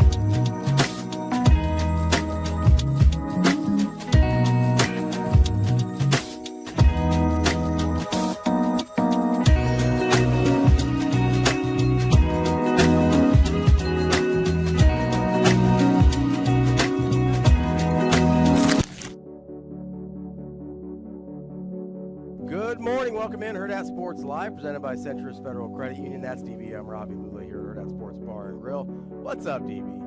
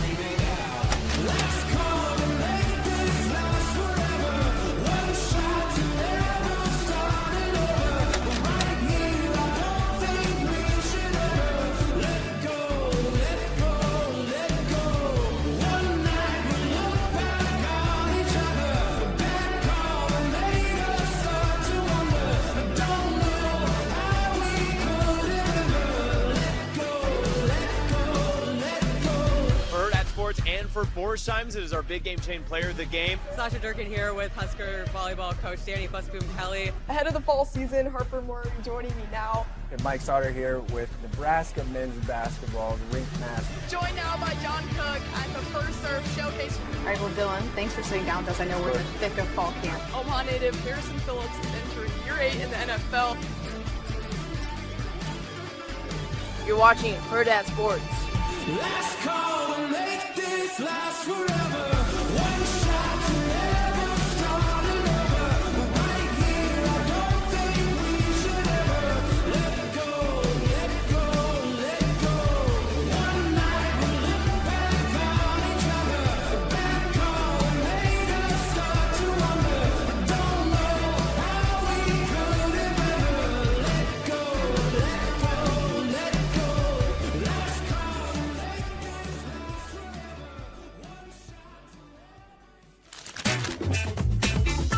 One shot.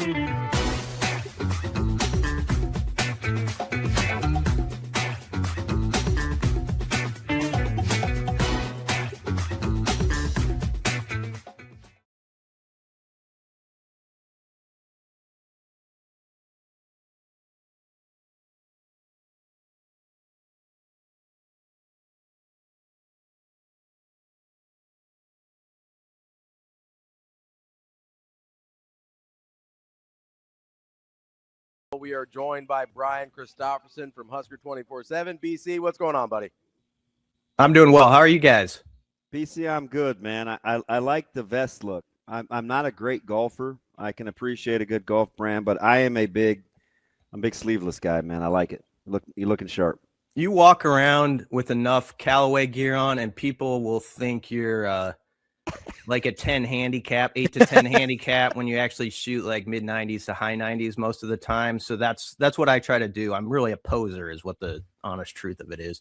All right, so I have a question. We're airing grievances, and we're very childish. I just listened to the other three kids fight this last segment, but That's not true. You had a grievance. So, BC, do you do the grocery shopping, or do you grocery shop?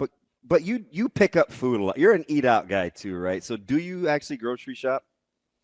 Yeah, I do, but I don't make a lot of food. I eat out too much, but I'm going to try to change that in 26. Probably won't, but I'm going to talk like I'm going to right now. Don't change who you are, BC. It's okay. So which one bugs you more? People that can't stay to the right in grocery shopping aisles or people that walk down the middle of parking lots to get to the vehicles? Oh, yeah, that's a good one.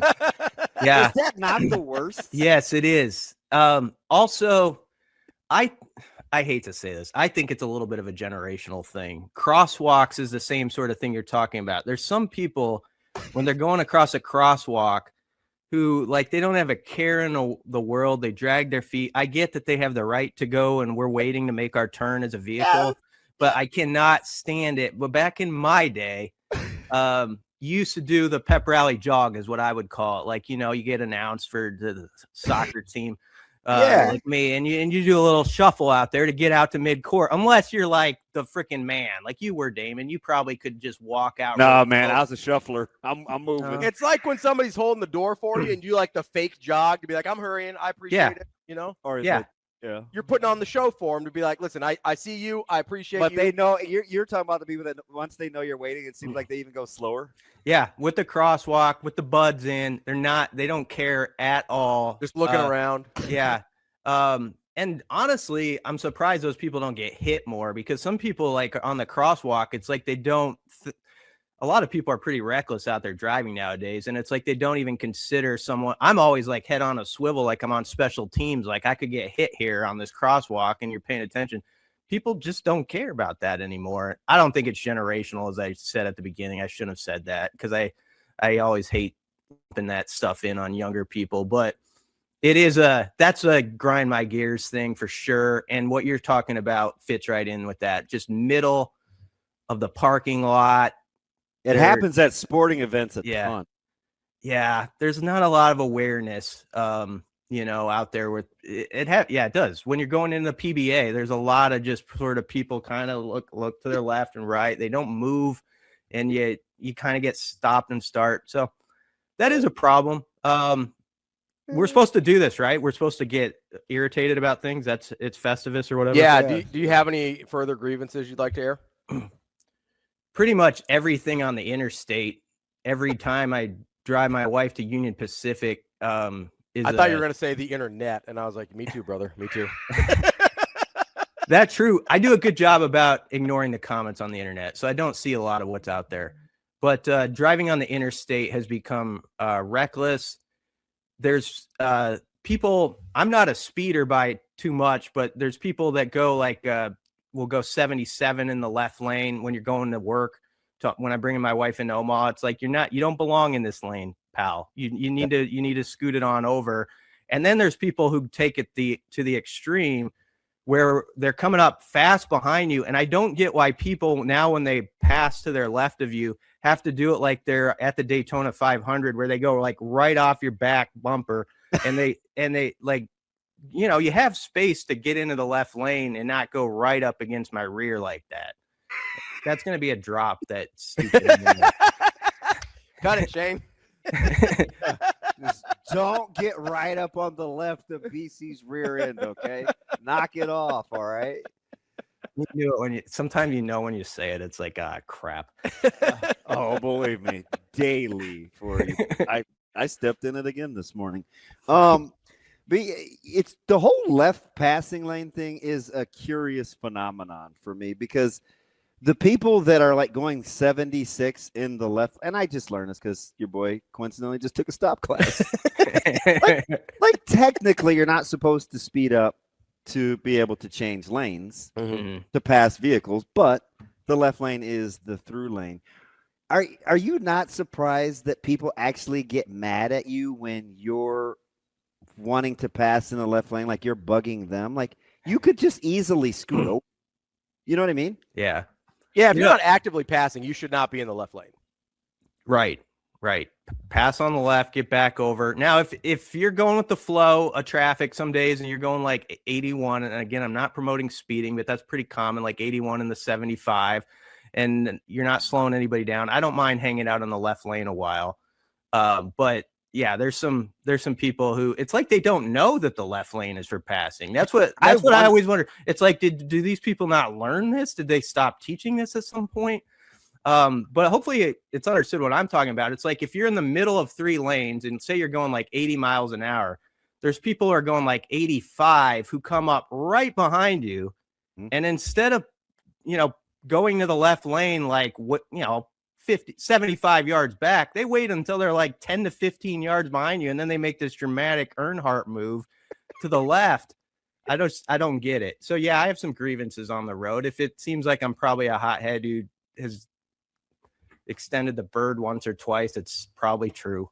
Oh, BC, what you got to do, this is way more fun than giving people the bird, is when they do something stupid, give them a big thumbs up. Or smile, yeah. And they get so mad. It's the most passive-aggressive thing you can do. It's just be like, good job, bud. Yeah. I'm the guy that once thought about making like 4 or 5 just different signs.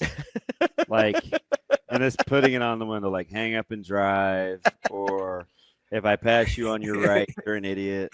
Or, it's like my favorites when left lane is through lane. My favorites when I'm going, like you said, like let's say we're in like a 75 and I'm going 80, 81, right? Mm-hmm. DB knows I don't usually go more than about 5 over. Oh, my man is a perfectly right 90-degree angle turner too. It is so annoying. It's like, oh, sorry, I'm a safe quality driver. My bad. But I don't ride in the left lane when I'm not supposed to. But when people will, like, I'm going, 5 miles over the speed limit in like a middle lane, like you're talking about, and then they'll look at me and get mad at me for not speeding faster when there's open lanes all around them for them to do whatever they want. Yeah. Then they're about to get a big old thumbs up. They'll be like, Yeah. good job, bud. Proud of you. That's childish. The most glorious thing. You gotta get out. You gotta get out as far as possible. Like Yeah. Jim Duggan? It's more passive aggressive the further you stick your arm out. I think I've decided, because you're just like whatever. But if you're like, that's way douchier, right? Like, the funny thing is we're talking like we're the experts on the road. We've probably like accidentally like done this to each other. Like you've probably given me like a thumbs up and not even known it. Oh my God, that was BC. Yeah, I'm in an electric blue Toyota RAV 2018. If you ever see one of those, just hesitate a little bit because it could be me. The most glorious thing is when someone is reckless and they go fast ahead of you and you end up at the same light. Oh, as yeah. them.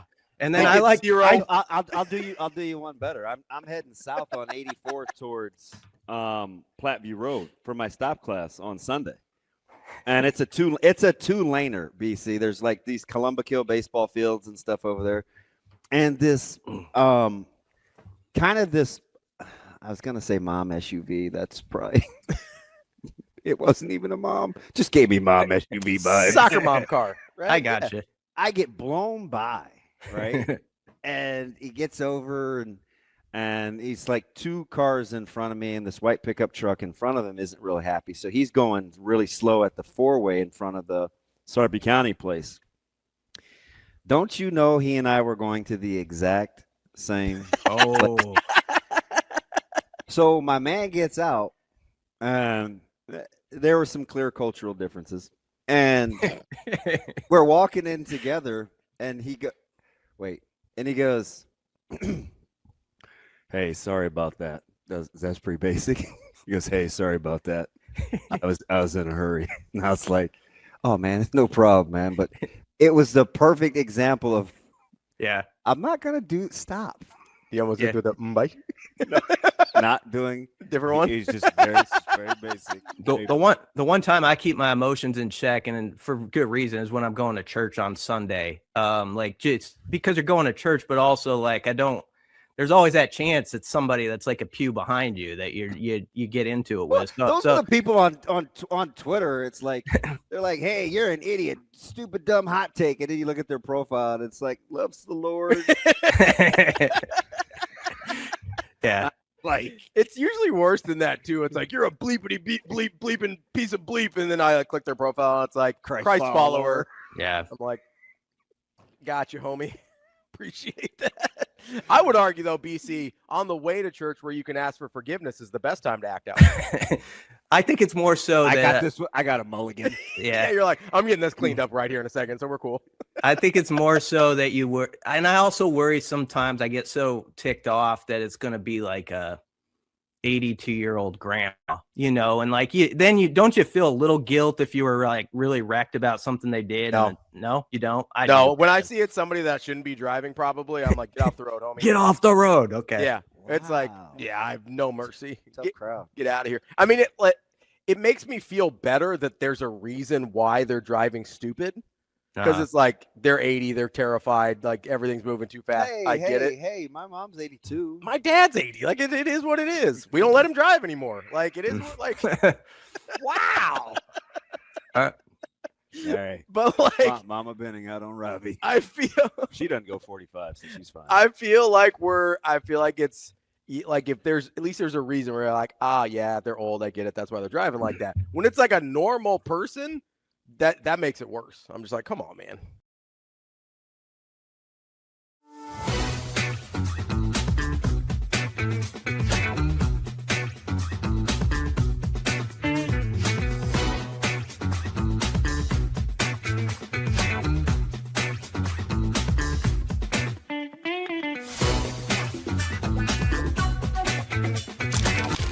It's the season of savings at Edwards Buick Chevrolet. Lease the 2025 Buick Envista Preferred starting at $249 a month. Luxury, wrapped and ready for the holidays. More reasons to celebrate this season. Or lease the 2026 Chevrolet Trax LS starting at $259 a month. Compact style, ready to roll into the new year. Your season of savings starts at Edwards Buick Chevrolet.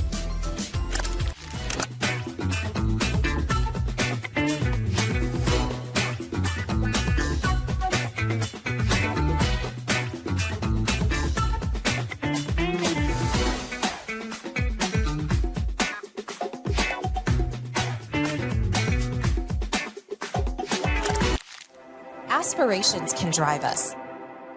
Sometimes a simple gesture is what fuels the pursuit of a dream. When it's time to make your dream a reality, we are here to help.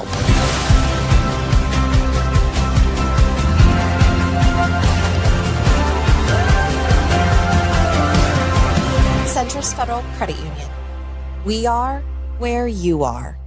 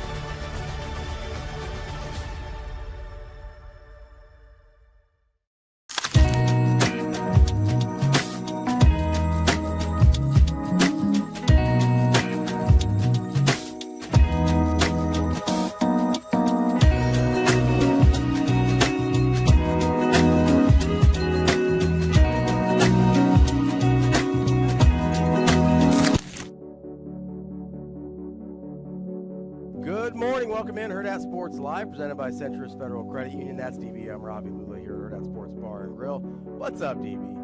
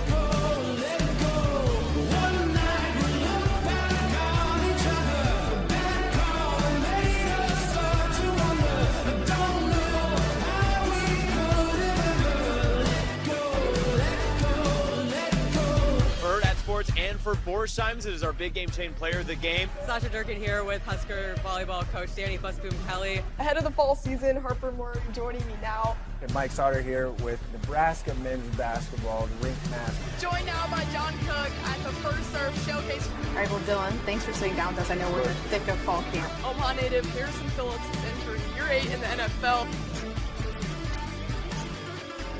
You're watching Hurrdat Sports. Last call to make this last forever. One shot to never start another. Right here, I don't think we should ever let go, let go, let go. One night we'll look back on each other. Back call and made us start to wonder. Don't know how we could have ever let go, let go, let go. Last call to make this last forever. One shot.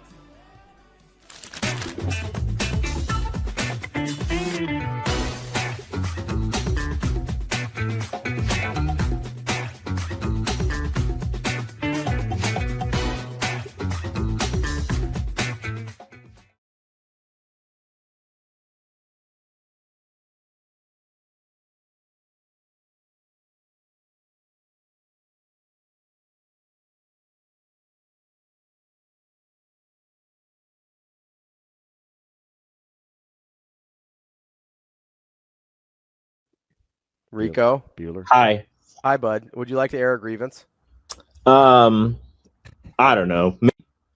I have feelings. Well, go ahead, bud. Aw. It's a pretty recent grievance. Based on my Pop-Tarts Bowl tweet. Go ahead. And I just want people to. So context: if people don't follow you on social media, you had a tweet saying that if you get 1,600 likes, your wife will let you go to the Pop-Tarts Bowl next year. Yeah. Well, at first she said like 2,500, and I was like, or 25,000. I was like, I've never gotten more than like 200, so that's not going to happen. Turns out it happened, and then some. But it's not in a marriage. It's not asking for permission to go to a bowl game or anything like that. It was a funny tweet, and people need to stop attacking other people over things that they don't know. Like, just relax. It's not that serious. Dude, it's a mean place.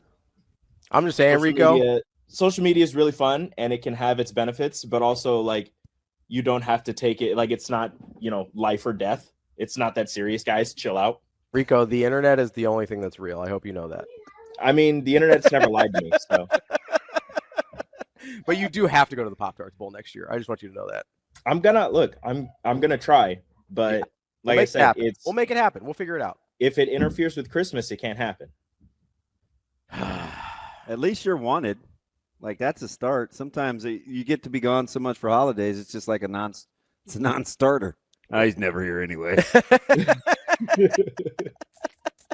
And whose fault is that? Yeah, listen, man. We should have stopped winning. I'll say it's Nebraska's fault. We're making 2 straight bowl games. No, that's the problem. Are you saying you want them to go back to what they were doing? No, you just need to make better bowl games so they're not on Christmas, because you go like 19th and the 31st. So last year Christmas was in New York. This year we leave right after Christmas, but you have to have luggage drop off on Christmas. So we're gonna have. So you want them to not have to play on Christmas, but play on New Year's. Total first world problems, Rico. I want it all. I know. I mean, look, man. I wish I could, go to Vegas, all expenses paid. Like, it'd be great. Wow. I wish I could go to New York and not have to worry about anything and just kind of go watch football, talk about some football. But it's all good. The sarcasm. DB's just like, oh, it's too long to be in Vegas. It's too long to be in Vegas. It is actually it's too long to be in Vegas. I mean, it's not like you'll be driving anyways. That's true. There you go. Get my walk game right. Rico, is that all? Is that all you had? Ravi, be better. At what? What did I do? Just be better. What did I do? That's it.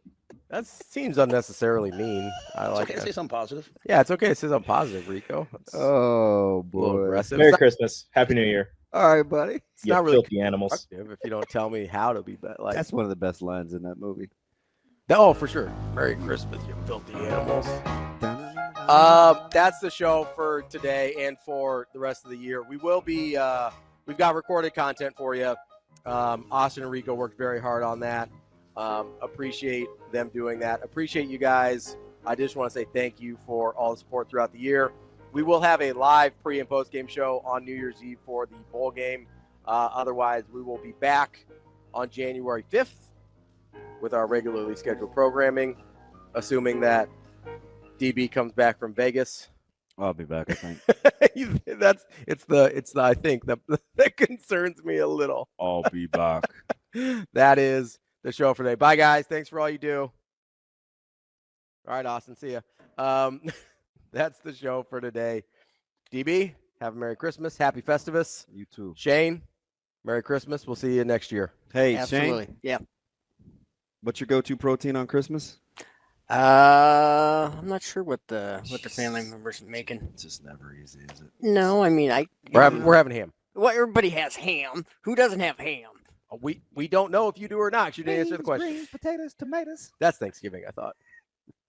Well, is that specific or no? I don't know. I feel like Thanksgiving cornered the market on Christmas dinner. I think Thanksgiving cornered the market on like food holidays, and that's not a good one.